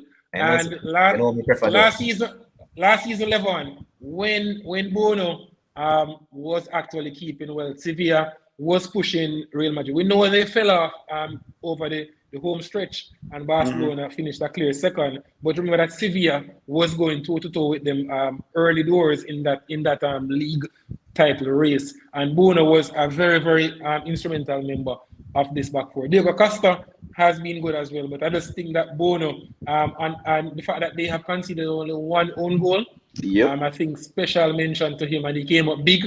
Yes, the penalties, we all agree they weren't the most the best penalties we have seen, but he still had to effect those saves, and I think on that premise, I think he has done very, very well. And for the viewers, this is a goalkeeper who is ranked at 30, so don't think that he is a young Turk. But by goalkeeping terms, he still has quite a few years at the top. But I mean, I would have gone Bono as well, just so people know. I mean, as for me, I would have picked everybody for Morocco team just because they beat Spain. But I mean, I know this is a combined 11, and I have to squeeze in some Portugal players. All right. If it was just based off talent solely, then Costa would have got it easily. Precisely.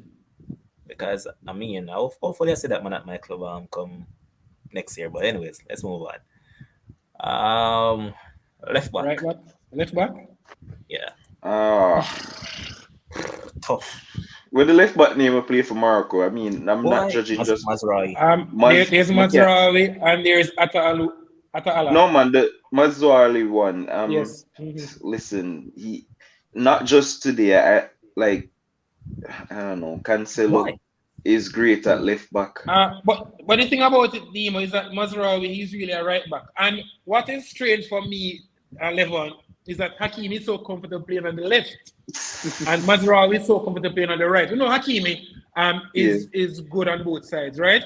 But I figured going into the World Cup that Mazraoui would have been more comfortable on the right and Hakimi on the left, because Hakimi has done it so many times at club level and even at international level for Morocco. So this is a tough one because Rafael Guerreiro did brilliantly today. We know how brilliant he is going forward. Big reservations about him when he starts with defending. So I'm not going to use this game because I know Rafael Guerreiro from his days in Portugal and then obviously at Dortmund. He is brilliant in the final third, wonderful left foot, but he's not the best defensively minded fullback. Cancelo hasn't been comfortable playing on the right. We know Cancelo a bit on the left. And also Nuno Mendes has been stricken with injury. I think because Mazraoui hasn't been comfortable and Guerreiro, it's a small sample size, Levon. Gosh. Going to go with Raf Guerreiro, but I'm picking Cancelo. You're picking Cancelo? So make the comment section. It come down to me, man. I'm going to Guerreiro because he was so instrumental today. And this was, I know the Swiss were like still holding Demo and commentary said the Swiss are behaving like Swiss cheese. That's the number of holes they have in them. Like they were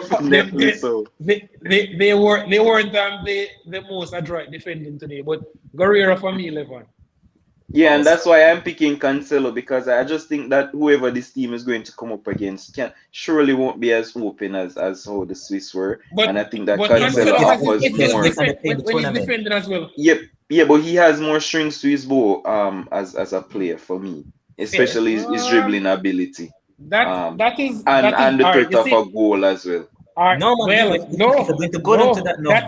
That's very debatable because Demo in the Bundesliga outside of Sosa, who plays for Stuttgart, you really, really have to struggle to find somebody who is better in the final third as a fullback than Raf Guerreiro. Guerreiro lost his way in the national team because Mendes is better defensively, but going forward because Cancelo is brilliant, but Cancelo really I think would be a better midfielder than a fullback because he plays almost like an inverted winger. But I just think Raf Guerreiro for me, just on what we have seen, because Cancelo I don't think he has been at his best. We see week in, week out, and has been brilliant for Man City. When he gets on the ball, he is like no other fullback in world football. But I just think Guerreiro has been good today. I mean, that's fine. That's fine. All right, so we're going to go to the centre backs because you see the one over on the last one I left over this, I leave it for last because that one I got a bit tough. But Roman size. Roman size for me. Left side is centre back. we are going Demo. Yeah, that's not debatable. I'm going size as well. Again, this back three thing, I don't know if it make you look better than you are. I mean, I think it makes you look better than you actually are. But Demo, for Morocco has been playing a back four. Back four. We know when he played at Molyneux, Wolves. he played in a back three. But for Morocco, he plays with a gird. Yeah. No, I'm just saying that, because when we used to see Saiz, I thought he was good playing at Wolves in a back three. In a back three. Yeah, and I'm wondering if that now clowed my judgment watching him now for Morocco, because they haven't conceded conceded a lot of goals. He's so good on the ball, Levon. It was strange that he was allowed to leave Molyneux without them putting up much opposition alongside Conor Cody, because you figure that Saiz had been one of their best players. About it, isn't he Besiktas? Precisely. Yeah. And Kilman is now the leader of that back four now at Molyneux. And I think that Saiz, they should have kept him because he's comfortable on the ball. He's left-footed, so he gives the balance. And he is also able to get forward when he can bring the ball forward out of defense because he's so comfortable. Well, I mean, I guess if you guys seen it too, then that means that he's been good. So I'm going with Saiz. All right. Right sided centre back. I'm going with Ruben Diaz. Agüero has been good, but I'm not necessarily enamored by two left-footed players in my back four. Yeah. I think Diaz is a bit more aggressive than Agüero. Agüero is another ball-playing centre back, and I just think Diaz gives me that physicality that I may come up against if I play against certain opposition. So Diaz is good enough on the ball. I think him alongside Saiz would be a good because Diaz tends to be aggressive in the challenge, while Saiz is a bit more of the ball playing centre back. So I think they would have a good balance there. Me too. Oh, let me just go first to the right back, because I remember when I came out and I said that Diego Dalot has to be starting for Portugal at right back, and like people just automatically think he's not going to start and so, but the man has been amazing. For me, I'm going Dalot at right back. So so you're going Dalot over Hakimi? I am going Dalot, boss. The man has been brilliant. I know Hakimi is great, and Levon, on this program, I said that Dalot was the best right back that Portugal had. You remember? Yeah, did. And I said Cancelo is better when he plays on the left, because really and truly in City's formation, when he plays on the left, he just starts there. He really plays in midfield because there's so much of the ball. So the right fullback tends to be a bit more reserved. So but Hakimi has been so good, and Hakimi has tailored his game because he has been tasked with defending more, as opposed to normally we know Hakimi is bombing forward, whether he was playing at Inter, at Real Madrid, at PSG. We have seen it over a long period. Even in the last World Cup, remember, he was someone who was carrying arguably the biggest threat for the Atlas Lions. That's what the Moroccan team is known as for the viewers. But I just think Hakimi edges it for me, but Dalot, I'm a big fan of him, and I think he has justified my huge belief in him on this program, because personal level, and we know when you say something it doesn't pan out, you run to social media. But when we get 99 things correct, right? And that one thing. So you see, but I just think that Dalot has been very, very good. But I'm going to go with Hakimi. But this is splitting here. This is like a photo finish for me. Yeah, but before Levon pick the decider, the thing is, for me, even looking at it, like if we have Rafael Guerreiro who is going to be bombing forward on that side, I just think that'll offer me more balance. Fair enough. No. Remember what I'm just saying. But that's what I was mentioning. Hakimi has tailored this game. Even when you see him at PSG, particularly depending on the opposition, he's not this gung-ho player that we saw when he was at Madrid, and especially at Inter under Conte, when you know, he had the license to go All up right, because you know they were playing in a back Sancho was three. running at Dortmund as well. Precisely. So you see, the thing about is that he has always been someone who has been cavalier in his approach, but for this World Cup, he has been restrained, and I think that's a big plus of why Morocco has been so stodgy and so hard to break down over the course of the 4 games. So if you go with Dalo, no problem for me. I'm going Hakimi. Levon, flip a kindly and tell what it say. Tough enough because guess what? I rate Hakimi highly, but I'll be honest though. Dalot is the one that I'm going to go with. Reason being, defensive is solid. Plus, he has gotten 2 assists in the 2 games he had played thus far. So with those 2 assists, that will give him the tip of it for me because part of it is that. But Levon, you know where expect I'm him to have assists like. Levon, who plays up front, Levon, for Morocco? Exactly.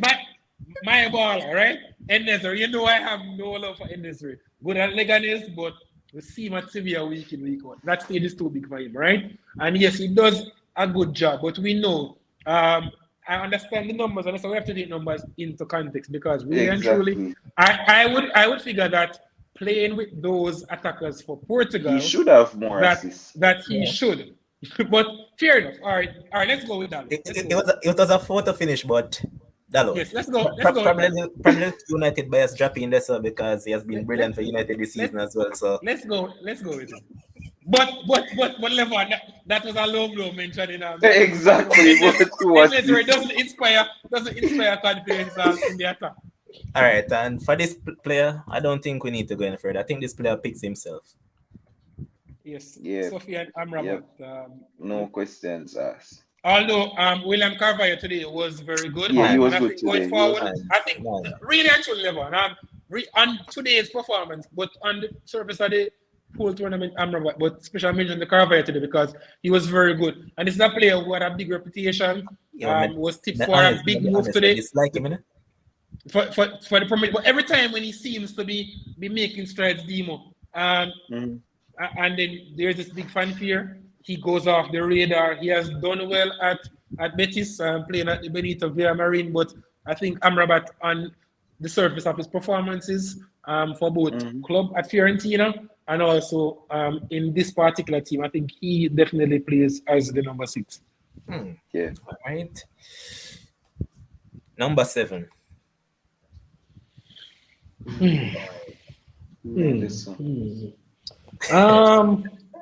I'm going to go Bernardo. That's where I'm thinking. Bernardo. Yeah, because he has been playing more of a midfield role in this. Precisely. Yeah, I know.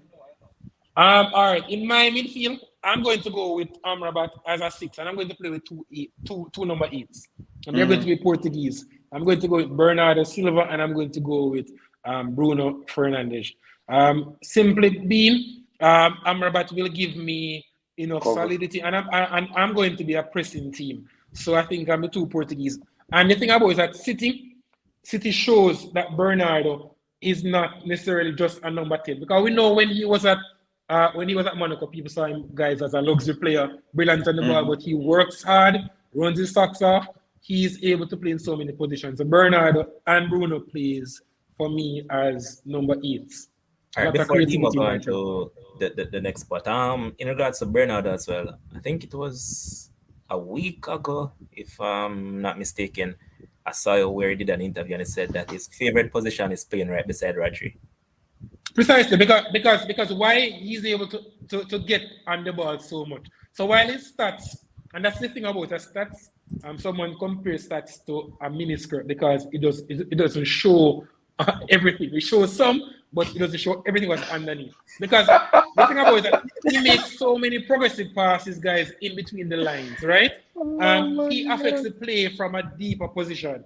And when you look at the stats 20 years from now, you're going to say, oh, but he didn't have many assists. He didn't have, but he interacts with the other midfielders and he links the play so much. So I think definitely that's his preferred position, as he mentioned. But persons, I think Levon thought of him initially as a number 10, playing higher up the pitch. But I think as a number 8, alongside Bruno, they can do a lot of damage in this formation. Yeah, All right, and nobody now go fight out me. I get Buffal in this team. I think Buffal has been excellent. But hold on a Like second, I man. don't know who. Me not tell me who played for Portugal. Who can make no picks. I am telling you, Sofian Buffal, boss, playing in this team, he has been a dynamo.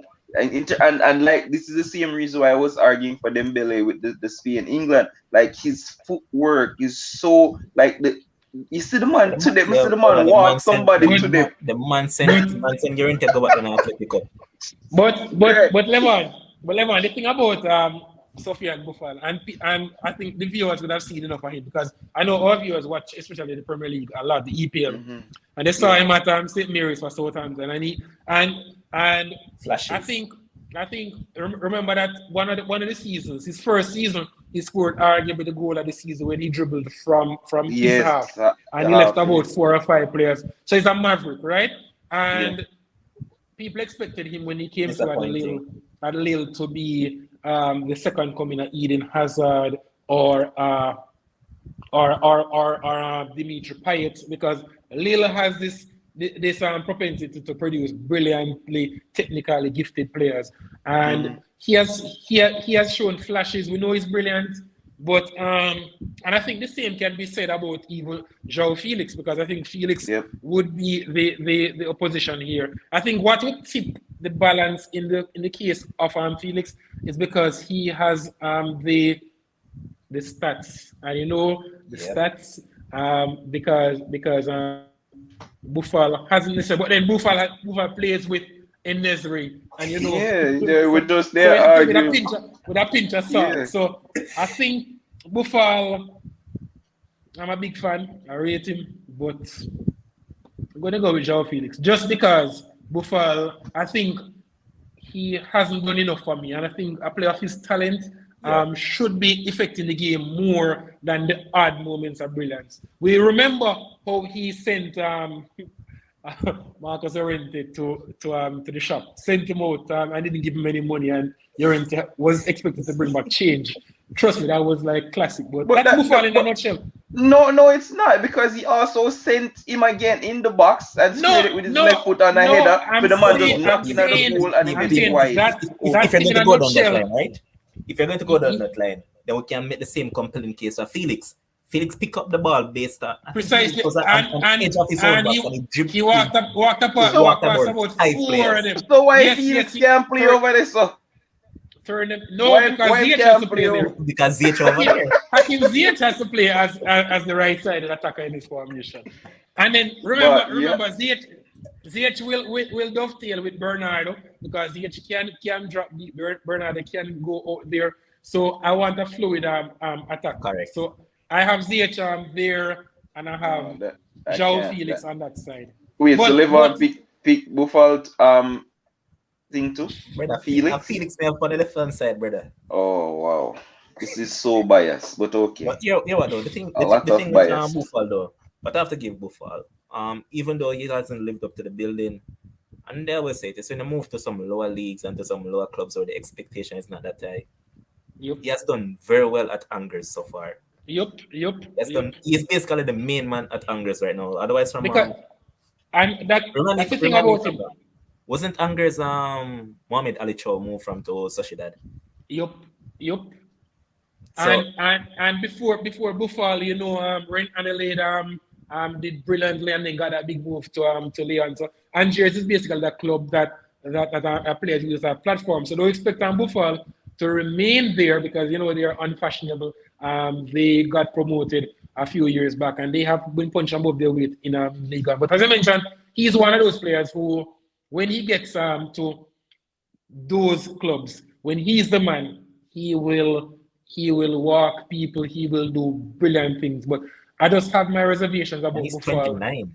Precisely, and that's the thing. And we can't say that he is a talent anymore. And also, special mention to him, Levon, because you would have expected Harit to be the starter, and for him to come in and to be doing well. You have I thought you were going to go down Levon with Nemo and put PhD and then. Oh, my And, days. and, I, and, I think, and I think this man picks himself. Oh, Oh man. CR7, of course. The prime Gun, goat. Oh, nah, you CR7? no, Wow, no, that's shocking. Goncalo Ramos. Bro. And we didn't even spoke about that game, man. But big up to Gonzalo Ramos scoring the first hat-trick of the 2022 World Cup. Man, even before this kid came on the scene, I talked up this guy a lot. I think it was Jason that said it too, that you have him and you have another guy. I'm currently forgetting the other guy at Benfica. He hasn't hit the heights as Ramos, but he was set to come through at the same time as well, but hasn't. And Ramos is basically the one that has replaced Darwin Núñez. So big up Gonzalo Ramos. I think he's a complete forward, good with his head, good with both feet, lovely player, man. And that I first think goal, I think the thing about him, Levon, this is someone who, as I mentioned, was highly rated, and I think with the move of Darwin Núñez, he is now that man because he has had to bide his time at Benfica because Darwin and Seferovic before Seferovic moved, and also Yaremchuk, so they had a lot of options Yaremchuk. in attack. But the thing about it is that Ramos is not just a potent goal scorer.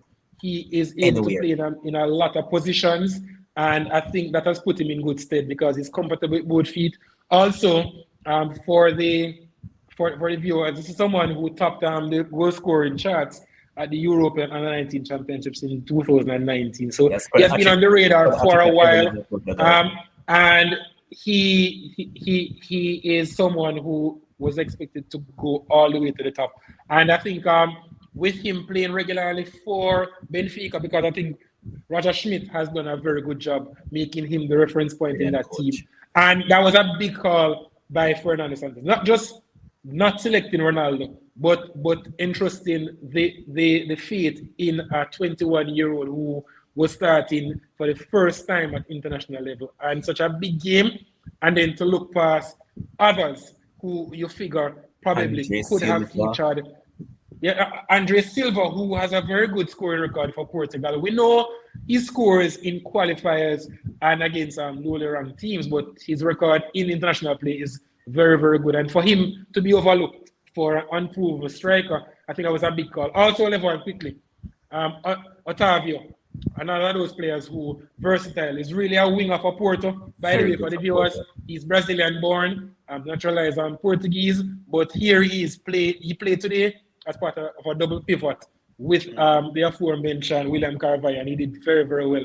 Allowed the platform for players like Bernardo, obviously Gonzalo Ramos, and Rafael Guerreiro, Bruno Fernandes to express themselves today. So I think special mention to Otavio, because I think other persons would have probably said, but why is he starting? Why not a Ruben Neves? Because, some persons just watch primarily the Premier League and they don't fancy these players. But because by the manager... Otavio has been brilliant this season.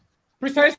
And he was also very good throughout qualifying. And he's one of those players that has had the backing of the manager. And he scored in the playoff, mind you. So this is someone who has done it for Portugal in recent times. All right. So speaking of overlooked, remember, just can't like it's very unfair on El Nasir, You just overlook him and just say, oh, this guy play, him get a hat-trick today, let's throw him in. When the big man is there, feeding off scraps. But he hasn't covered himself in really well. Yes, but Demon, I'm not just looking at the good, I'm looking at his overall. Many times, Morocco plays the ball up to Enes, right? Enes with that big 6 foot plus frame is supposed to bring others into play, and many times he fails in that regard. So Ziyech has to be bringing the ball from so deep. Many times Ziyech looks gassed because Enes I'm not just saying he should score goals, and that's why someone like Oliver Giroud will always get a lot from someone like me, because I don't look at raw numbers. But Enes, I think his all-round play has left a lot to be desired, because many times they need him to hold position up and to advance the play, because they have been under the cosh. They have been on the receiving of a lot of passing, and they have had to absorb pressure. I just don't think his all-round game, and I mean, the sample size is very, very small, but I think on the basis of this hat-trick and his all-round play today, against obviously an underwhelming Swiss outfit, which I think... Didn't he get an assist too? Precisely. He got an assist. 3 goals and an assist. But I think with a pinch of salt because I think Murat Yakin, Levon, I think he in danger. I said it to one of my friends, why is he going that back three? I know that obviously Elvedi is injured and Vidmer isn't playing, but Ricardo Rodriguez in a back three, Fabian Schär, Akanji, I just think it was pertinent danger. And I just think that Switzerland handed the ascendancy from the get-go to Portugal because right away, Portugal just knew that we can get down the sides of these two fullbacks, because wingbacks, because they're going to be so high up the pitch. We now have a Vargas and a Fernandez on the other side. That's just, for me, pertinent danger. But Ramos, Dimo, small sample size, but he plays because Enesri has been underwhelming. All right, and So, that so was this trying to. basically full up Portugal players, okay. Well, So, remember, I had pitched for Hakimi and then you went for Dalo. So you helped. Fair. What I said is that the guy that I was trying to remember is Enrique Araujo. He's the other striker that I was thinking about for Benfica. And Benfica. yeah. But Levan, I know we're going to go to that. But as I mentioned, Benfica, someone like him, Bernardo Silva, he didn't get the breakthrough at Benfica. But Benfica was so smart because when he went to Monaco, they had they had a sell-on clause, so they got a percentage. So he didn't make his name at Benfica, even though it was on the books, and he was seen as a wonder kid. But he was seen as being frail and being too soft. And here he is. Hold on 1 second. Wait. 1, 2, 3, 4. All 4 of these came through Benfica. Precisely. Yeah. Guerrero, where did he started? Guerrero. Is it? Oh. I know that Dalot started at Porto. Yeah, Dalot was at Porto. All right, let me just check Guerrero. Let's see. But I'll go ahead and do that, man. Some of the players from. Oh, so Guerrero actually started in France. Oh, where in France? He started at Caen. And Caen for some of the viewers, that's where the brilliant N'Golo Kante had his first. So this is a club that has left its footprint. Unfashionable, lowly French club, but a club that has had its input, because someone like Rafael Guerrero coming through that rank is a big fillip for them. Because 2005 to 2008 he was at Clairefontaine as a youth. Then he moved to Caen from 2008 to 2013. Then 2013 he moved to Lorient, and then from Lorient to Dortmund. All right, next team. Let's get to this one now. Should be interesting. Is this the last one? Yep. Oh, so Brazil. So it's Brazil against Croatia. I really don't need to ask this question. Yeah, just move on. Like just move on, bro. Whatever they are typing Edison name for. That was rather deliberate. Why? But no. Why, Alison? Oh, give me a minute. Why not Livakovic? Hold on 1 second. Let me just backtrack. Why not Livakovic? No, I want to know why. Because Alisson, yes, we know, and we spoke about this demo, that he has been very, very good when called on, right? And that's the hallmark of a brilliant goalkeeper. But I just think that Livakovic, I just think he has been very, very good. And but guess what? It's going to come down to intangibles. If we come down to intangibles, it's going to be hold on. He has been very, very good. Yeah, but in terms of what they have done, but Alisson has been better. No, boss. On what premise has Alisson been better? Alisson has hardly been called upon in tournament. Yesterday, see them Alisson making at the last game. That was just the last game, Dimo. If you're going to play last game. Wait, but only just pick players off of one game. No, but Livakovic, no. Well, in the case of Enesri versus Gonzalo Ramos, No, not You just had that. to. No, not just that. You pick But gun. Dima, Dima Livakovic, I think he has been very, very good, and he's an upgrade because Levon, I'm seeing persons jumping and saying that Croatia in 2018 was far better than Subasic. 20. While some players, Subasic, right, who was on the books of Monaco at the Monaco. time, was a decent goalkeeper, but that's an upgrade, right? In defense, where you had where you had Vida, you now have a Guardiola. You understand? So I'm just saying that I just think while Alisson, if you select him, I think a compelling case can be made for Liverpool. I don't think he's a banker like what Dimo is trying to make it. I agree. Obviously, we know where this It's is a coming banker. from. No, we don't. This is coming from the tournament. The This is tournament. coming from the tournament. This of the tournament though, Demo. All right, you just Livakovic. Well, all right. Hold Pick on, that, hold but on, we're using the tournament. So pick the All right, so watch Croatia it, keeper then. So Pick the Croatia keeper, no? hold on the boss. You just make People a them compelling case. back again in the comment Hold on the section. boss. You just went ahead and say you're making a compelling case for Alisson what he did in the last game. Me and Am can go ahead and say, yo, Livakovic make Croatia progressing because if he never make them penalty save there, they'll drop out. Oh my gosh, those penalties were horrible from Japan. Yes, as well. but to it's make not his. sense. It's not his fault. You can only beat who's in front of your Demo. We know this, right? All right. Using a kicking terminology, right? When Brian Lara made the 375, you know who are some of the bowlers? Chris Lewis, Alan Eaglesden, Angus Fraser, who on a flat on a pitch dead is pitch, like, by the way. yeah, we know that. But guess what? Lara wasn't the only batsman in history who played on flat pitches against steroid attacks. He made the 375. We know. So I understand that, yes, the penalties weren't the best penalties we've ever seen, but he had to be in the position to effect the saves. That's all I'm saying. And that's why I went for a Bono in that combined 11 as opposed to a Diego Costa. So that's just okay. So Uno pick the Croatia keeper then. Nah, man, Because that's we're not good. using this. No, We're no. using this tournament. You know? We're No, using we're this not- tournament. No, Intangibles. listen, but I'm just saying that it wasn't a banker because we just went ahead and selected Alisson as opposed to making an argument for Livakovic. So Well, I'm just it's a banker for me. devil's advocate Demo. So I'm going to go with Alisson, but it's not. Plus, as he's clear better cut with as the what ball you at think. his feet than the Oh. Croatia keeper. All right, I pick Demo brain now. Right back. Oh, none of Brazil right back them can play.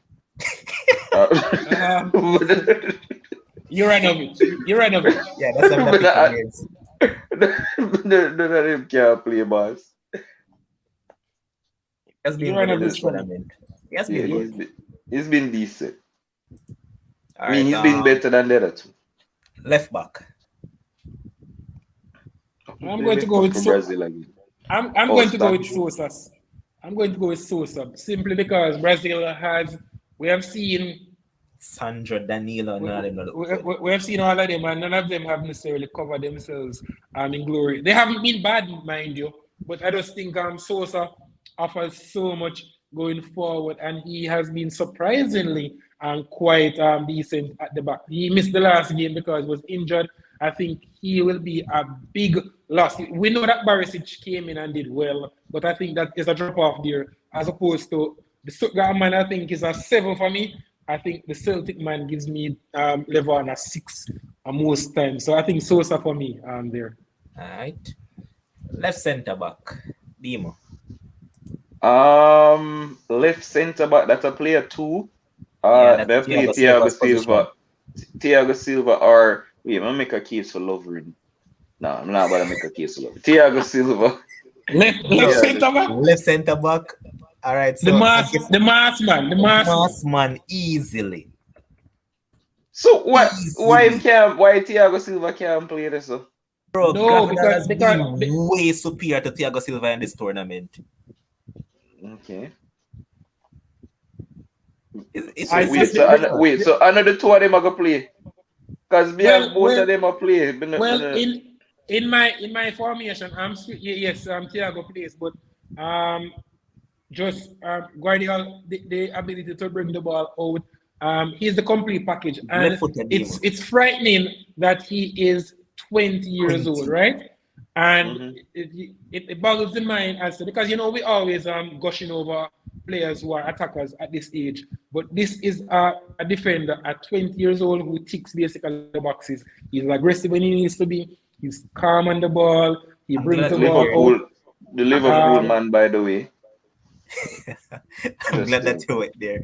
Reason I said that, you realize what Asana has done to Spain and Germany during this World Cup. He has bullied the German centre backs and he also bullied the Spanish centre back. And this time around, I saw him come up against Gravidal, and Gravidal just eased him off and said, "Wait, here I go."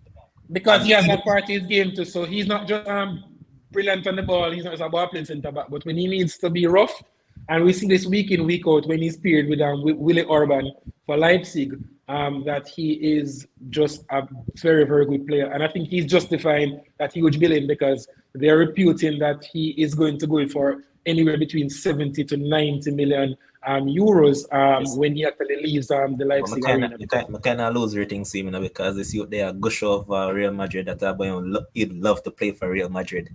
What? But he said that about Liverpool. But he also said that about Chelsea as well. So I'm taking on this with pinches of salt, man. The bigger money I got tax still. But quality, man. So I said Thiago Silva. Yeah, so I had him and Thiago Silva playing. Thiago Silva. That was just there talk about love. Casemiro has my 6.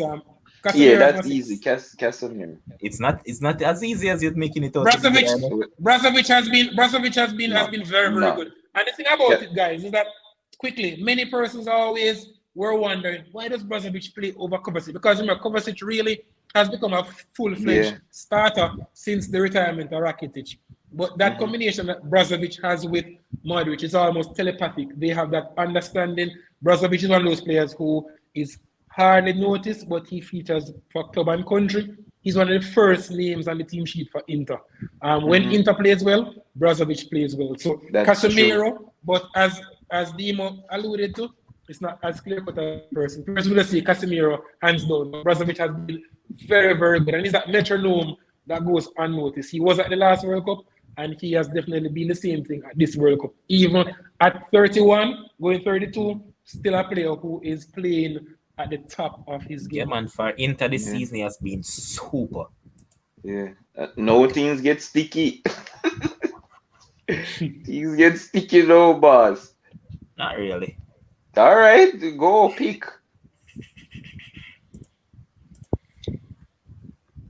Wait, you can't just write the name like what the options here, Luka Magic. All right.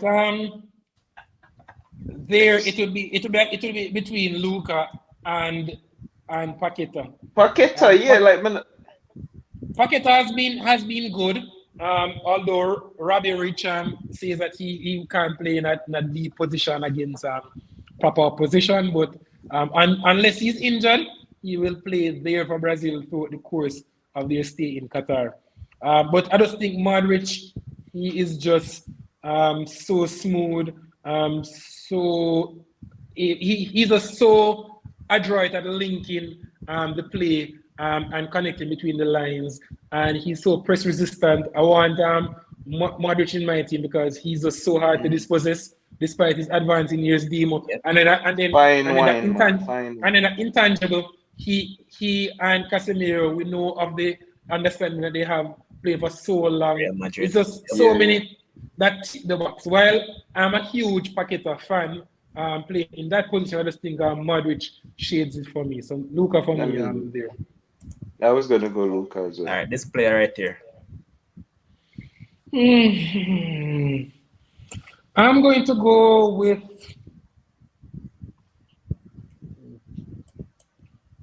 Neymar. That's where I was going to. I'm going to go with Neymar in a slightly more advanced position. So it's definitely going to be a 4. Yep. So I'm going to go with Neymar there. When you look at the other options for Croatia, you're looking at Brozovic, and I think not Brozovic, Kovacic, but Kovacic. I think Kovacic for me, for a player with so much ability, and I have been one of his biggest admirers from his days at San Siro and his play for Inter. Because quickly, guys, this is someone who Zanetti went on record to say that he was one of the most talented players that he had played with. And remember, Zanetti has played with like almost a who's over international level, right? Javier Zanetti. So, and this was when Kovacic was coming to the ranks at Inter all those years ago. And I just think he doesn't affect the play enough for me in the final third. We see it for Chelsea. He will score the wonder goals, but I just think that someone with his technical ability, he's such a technician. I just think he should offer the team more in that position. So I'm going with Neymar. He hasn't featured a lot, but I just think Neymar, when he's on the field, that sheer fear factor that he brings, the ability to play between the lines, he is like almost like, apart from Messi, in this era, the ability to score, to create, to just have defenses off balance, I think he is like in a class of his own. So Neymar Jr. for me in that number 10 position. Yeah. Right. Perisic, I feel the team, you know, hope yep. I have Perisic on that side over Vinicius. Vinicius probably has more in terms of stats, but I think those stats are because and I would like to go for Perisic work rate. Perisic for me ambipedal. Exactly. For me, he was the player who was the X factor for Croatia, and Levan knows because I spoke about this before. In the knockout rounds in 2018, Perisic was the driving force of that Croatian team. Luka is the face of the team, but Perisic was the man. And I'm not just talking about the goals. Yes, he scored in the World Cup final. He scored in the World Cup semi-final against England when that game was poised on a knife edge. And Perisic, for his styles running, his ability to track back, I just think that he is one of those players who he'll never fill up the box with stats in terms of goals. But I think hear what though? You see, even though you're saying all of this, if me never have him in the equation, it's if it's just that header alone, brother. That header was like a kick the ball, boss. And that's the thing about Perisic, is that Perisic is a big player. When Croatia needs him, he is one of those players who he shows up. And this is a player who I think deservingly he has gotten the acclaim late in his career. I remember when Arsenal played against Dortmund years ago, guys. He scored one of the best goals scored in the Champions League in recent memory. It was a volley that no goalkeeper on earth, no goalkeeper who passed the earth could have saved, right? But he has just never had his fair due. Was at Bremen. But you know that he has low-key achieved a lot throughout his career. Precisely, and he has played for a lot of big clubs, but he's one of those players who is almost like a Swiss Army knife. He plays as a wing back, plays as a winger, he plays in midfield, he tracks back, he's brilliant in the air, he takes corners with both feet. And guess what though? Let's tell the viewers as well. This is a guy that represented Croatian national team. Volleyball. Precisely. So this guy's not normal. And he's 33 and he's one of the fittest players in Europe. You see him week in, week out, playing on both wings for Tottenham, and he shows no signs that tiring at 33. Vinicius has been good in flashes, but I think overall package, the right-hand side. That's what I'm going to say, yo. Vidi on the left, Perisic on the right, because all of the men who play on the right so far, none of them impressed me.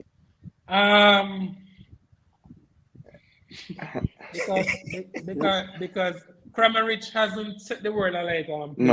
Playing there. Scored a couple of goals against Canada, but I just think Boy, I'm putting. Who play on the right for Brazil? Rafinha and Antonio. Oh Lord, you know me? Yeah, play Perisic on the right, because he can do both.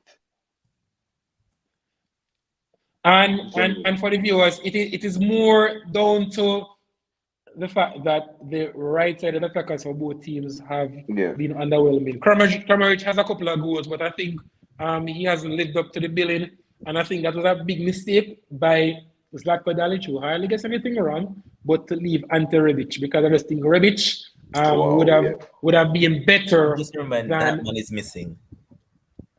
We know he was dogged with injuries leading up to the World Cup, but he returned to action at San Siro, scored a couple of goals for AC Milan, and I think his end product and his ability to play in that attack. I think Perisic Kramaric and Rebic would have been far more effective than when someone like a Petkovic or a Livaya. Livaya scores, but And even not. Ante Budimir. What the hell is doing Yeah, with us? Budimir or Orsic. Oh think- Lord, don't tell me so we're going to do this to the last man. But think It has to be Richarlison as the number 9. No, my God. But that is more down to not Richarlison's. Well, he has been brilliant in a couple of cases, but look at the other options. Brother. Petkovic. On a do it, man. It has to be Petkovic. the Don't one. write no R9 in the Has brother. to be. Don't write no R9, brother. The disrespect. Stop. And That's we so alone say, brother, yo, disrespectful. I think it was earlier on today, You cannot call him R9. Put Richarlison, no? I don't remember if it was Goal or one of those pages I supposed to. Oh I was my like, God. it's like them a what sports friends, you know, because you see them literally write the R9. It's like, yo, them people are watching, you know. It's very disrespectful, but carry on.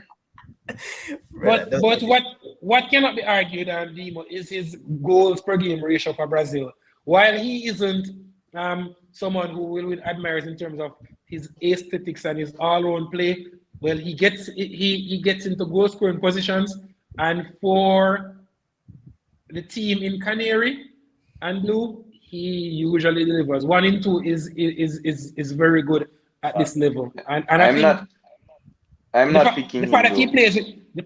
So who are you playing through the middle? I'm playing Martinelli. I've seen more in Martinelli's burst when he played the other day to play him down the middle as a 9 than to play Richarlison. When have you seen Martinelli play as a 9? No, I'm not. I see him this World Cup playing on the wing, and he's done enough for me to play him down the middle as a 9 instead of Richarlison. Who yes, has 3 sir. goals. Yeah, and probably one of the goals of the tournament as well. Actually, 2 of the goals of the tournament, as the commentator then put it, because that build-up play for that goal yesterday as well. I think that people are was sleeping, brilliant but Levon, I think people are sleeping on that Ghanaian goal that Mohamed Kudus scored. The first one that he scored, when they finally put away South Korea. Yeah, that was after 31 passes, Demo. But I think people are sleeping on that. Yep, 31 passes before Ayu, Jordan Ayew, I'm not his biggest fan, drew his right foot back and put in an inch perfect delivery, and Kudus scored that header. So it's 31 passes. Finish. I want to make a quick point before I forget. Go. Croatia. I was trying to remember about Croatia. We were speaking about them the other day, and this might very well be, it is going to be a Luka Modric final World Cup. Mm-hmm. And people might be wondering, where are they going to get midfielders from? You see that guy that came on from Modric? That is Modric all over. Lovren Mayer. Yep, plays in France. Plays in France. One wonderful left foot for the viewers. Yep, and you have this youth coming through. And I have spoken about him, and he will eventually take the world by storm. His name is Luka Sosic. Look out for that guy as well. But the thing about it, guys, is that when I look at Croatia, and that is why I still caution. I err on the side of caution with these young players. When we saw Halilovic coming through, everyone thought that by now he would have been the man. All the technical ability, but has just faded into obscurity. So Croatia has a propensity to produce brilliant players. And just for the viewers quickly, because I see people on mentioning how Croatia did well relative to Jamaica in '98. They have to remember that some of those Croatian players had played at the World Cup in 1990 and were top players across Europe. But because of Yugoslavia's disintegration, and then you had these countries coming out, you had Croatia looking so good in 1998 because many of those players were already top class players. So Croatia has this ability, guys, to always be producing players of this ilk. And Luka, for someone who was said, guys, to be too small to cut it in Europe, for him to be at 37 still defying logic, is just testament to his longevity and more Yeah, man. important, Luka Magic is like James Anderson in cricket right now. like fine aging like fine wine. But with Alilovic, you mentioned him and know that I'm soon wrap up the show. But Alilovic, I think what cost him a career is a move to Barca so early. So early. Should have stayed down in Croatia a little bit more, moved to a smaller club. But I think he could have made a move there, but he would have for me, this is why I think I'm not necessarily opposed to the move to Barcelona, but he saw himself in the first team picture. For me, I always saw Halilovic if he made the move to La Masia. All right, in Catalonia now, I'm going to adopt the fact that I have to get embedded in the culture. I'm going to go through Barcelona B. I'm going to go through La Masia, right? I'm going to finish up because he had all the ability that you could think of. The close skills, the acceleration, the dribbling, the end product at youth level. People were saying that because remember that he had the same youth coach as Luka Modric, and people were saying that he was even more talented than Luka in the final third. And for someone like him to basically just fade away, it's a travesty because I think that's we're going to have to do a Where They Know show because there is a particular player as well. The name is Akim Mastor. I want to talk about that guy because that guy, YouTube sensation at San Siro, AC Milan prodigy. We need to do a Where They Know because that guy was crazy, man. So him and Zachary Bakali, can't forget that one either. So we need to do a Where They Know show eventually. But this is what we're going to call it tonight. Quickly, your minute, Demo. Yeah, unfortunate that my team is out of the World Cup. Big congratulations to Morocco. They thoroughly deserve their victory. Well done to them. And 30 seconds to just talk a little bit about cricket. West Indies, obviously, they lost the first test to Australia down under. With, I think, competitive. I think people would have believed that West Indies would have put up a fight and be blown away. I mean, it's a big loss by 160, but I think people would have expected way less from the West Indies team. But looking ahead to the second one tomorrow, is it tomorrow? I think Friday. It's tomorrow.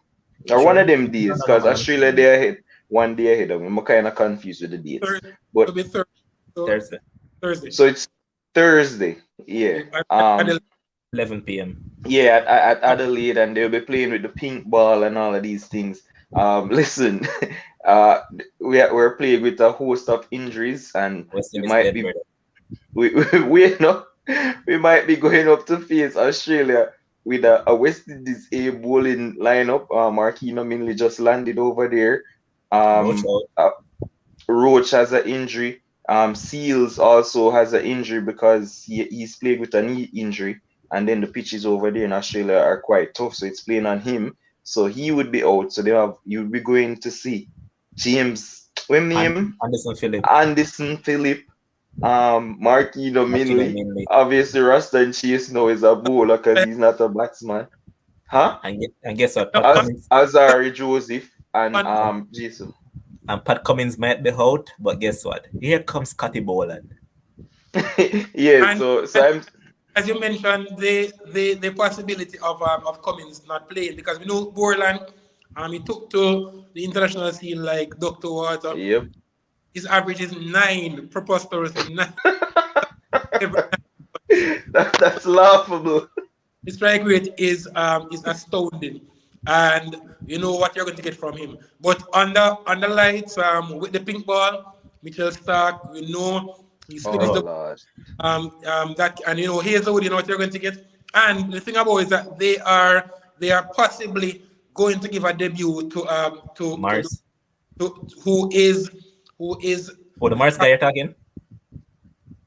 In here, Who is this season? The fastest bowler in Australia, regularly bowling 150 plus. The thing about it, guys, is that for the viewers quickly, what was so brilliant about Brett Lee when he used to bowl is that Brett Lee's pace was sustained. Back to her quick for like 1 or 2 overs, like thrillingly quick. But Brett Lee was preposterously quick, right? Like every ball, there was no warm-up delivery. And this guy is the same thing. He is crazy. quick as anything going around. We know Umran Malik from India is quick. We know Lucky Ferguson, obviously Mark Wood, but Australia now has on their hands someone who is much quicker than Riley Meredith. And Meredith, we know is sharp, but this guy is serious box office. 24 years old. He doesn't play against us. Look for him in the T20 team very, very quickly because he's a point of difference. And, Australia is looking for new players as they go forward. But as they must, all the odds are stacked in Australia's favor. What's the Yeah. I just wanted to mention the last thing before my minute up. The other thing too is the concussion that Bonner would have had. I'm not sure if he's going to be ready as well. But I wouldn't rush him back. I mean, the turnaround seemed too quick for me. But anyway, so we're looking to see Devon Thomas, and a lot of people are saying, I mean, Kyle Mears has a shoulder injury, so he's not going to bowl. And he swings the ball well. That's one of his strong points in bowling, but it's also affecting his batting. And even that, like, people are saying he deserves a drop because he hasn't scored a bag of runs. I think since he made the 148 against Bangladesh, sure, it was the last series, but before that he hadn't passed 50 for about 19 innings, so people are saying he deserves a drop as well. So like Ham just said, the stock it's all stacking up against West Indies, and I mean, nobody expects us to win over there, obviously, but we want to remain competitive. I'd love to see Devon Thomas get the opportunity. I thought he should have been the concussion sub and not Brooks. Huh? Wait, but bat and ball? No, I mean, like, he made runs in both at the warm-up games. Yeah, and but he knows what it's like. But saying about of recent in recent games, he has been bowling and he has been taking wickets as well. Yeah, I mean, him always bowl and in a regional, but yeah. So I mean, I'm looking forward to that, seeing that I have no team in the World Cup, so maybe go watch some cricket. Oh, big up to Puran too. Lost his captaincy, but won the T10 over. So big him up. Yeah, man, with some crazy shots. I enjoyed that tournament. But I was just thinking about it. Imagine a bowling attack with Mitch Stark, Morris Guy, oh Lord, Jai Richardson, Riley Meredith. Just think about that. Sharp, especially on the lights, where after in the evening session. Because the thing about it for the viewers quickly is that there's this big difference when they play in daylight as opposed to once you get once twilight sets in at Adelaide, the ball tends to move further in terms of the dew. It starts to slide down. So if you're quick, you're able to get movement at high pace. So that's why Mitchell Stark does exceedingly well with the pink ball, because he's able to bend that ball sharply. But as it relates to the England, it was good to see England winning that game. But I think it was more down to Pakistan's trying to not lose. And I think Pakistan could have won that game if they had shown more intent. I know that loss of Babar Azam on day 4, right before the close, was a big setback. But I think they had enough on that final, especially Azhar Ali could have batted and actually went out and was batting. And I think while Azhar and Agha were at the crease, I figured that if Pakistan had shown more intent, guys, they could have won that game because they got to the final session. They needed 90. Wanting 90 runs. And they should have won.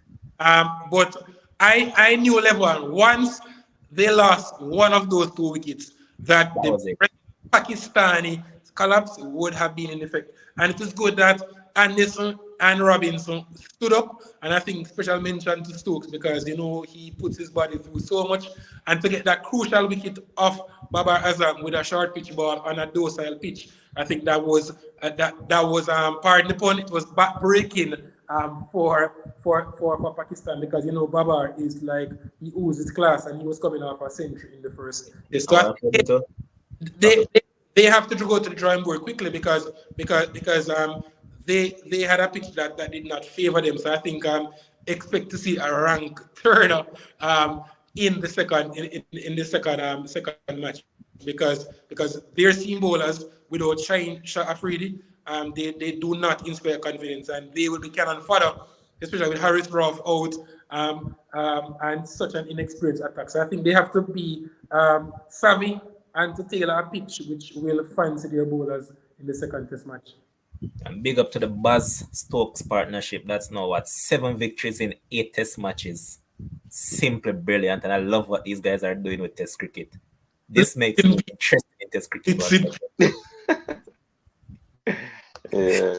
Oh, by the way, But them on themselves. Desmond Haynes, you have a lot of explaining to do with Raheem Cornwall and Ruston Shees. You have a lot of explaining to do. Just saying. But carry on, Lebo. All right, man, them big up on yourself. Ryan was here earlier. Demon, big up yourself. No problem. Ron, as always, big up yourself. Commenters, big up. And we're back here tomorrow to do the preview for the upcoming games and the quarterfinals. I'll leave it with a kind word from our sponsors. Let's Care Medical. Let me just go ahead and do that.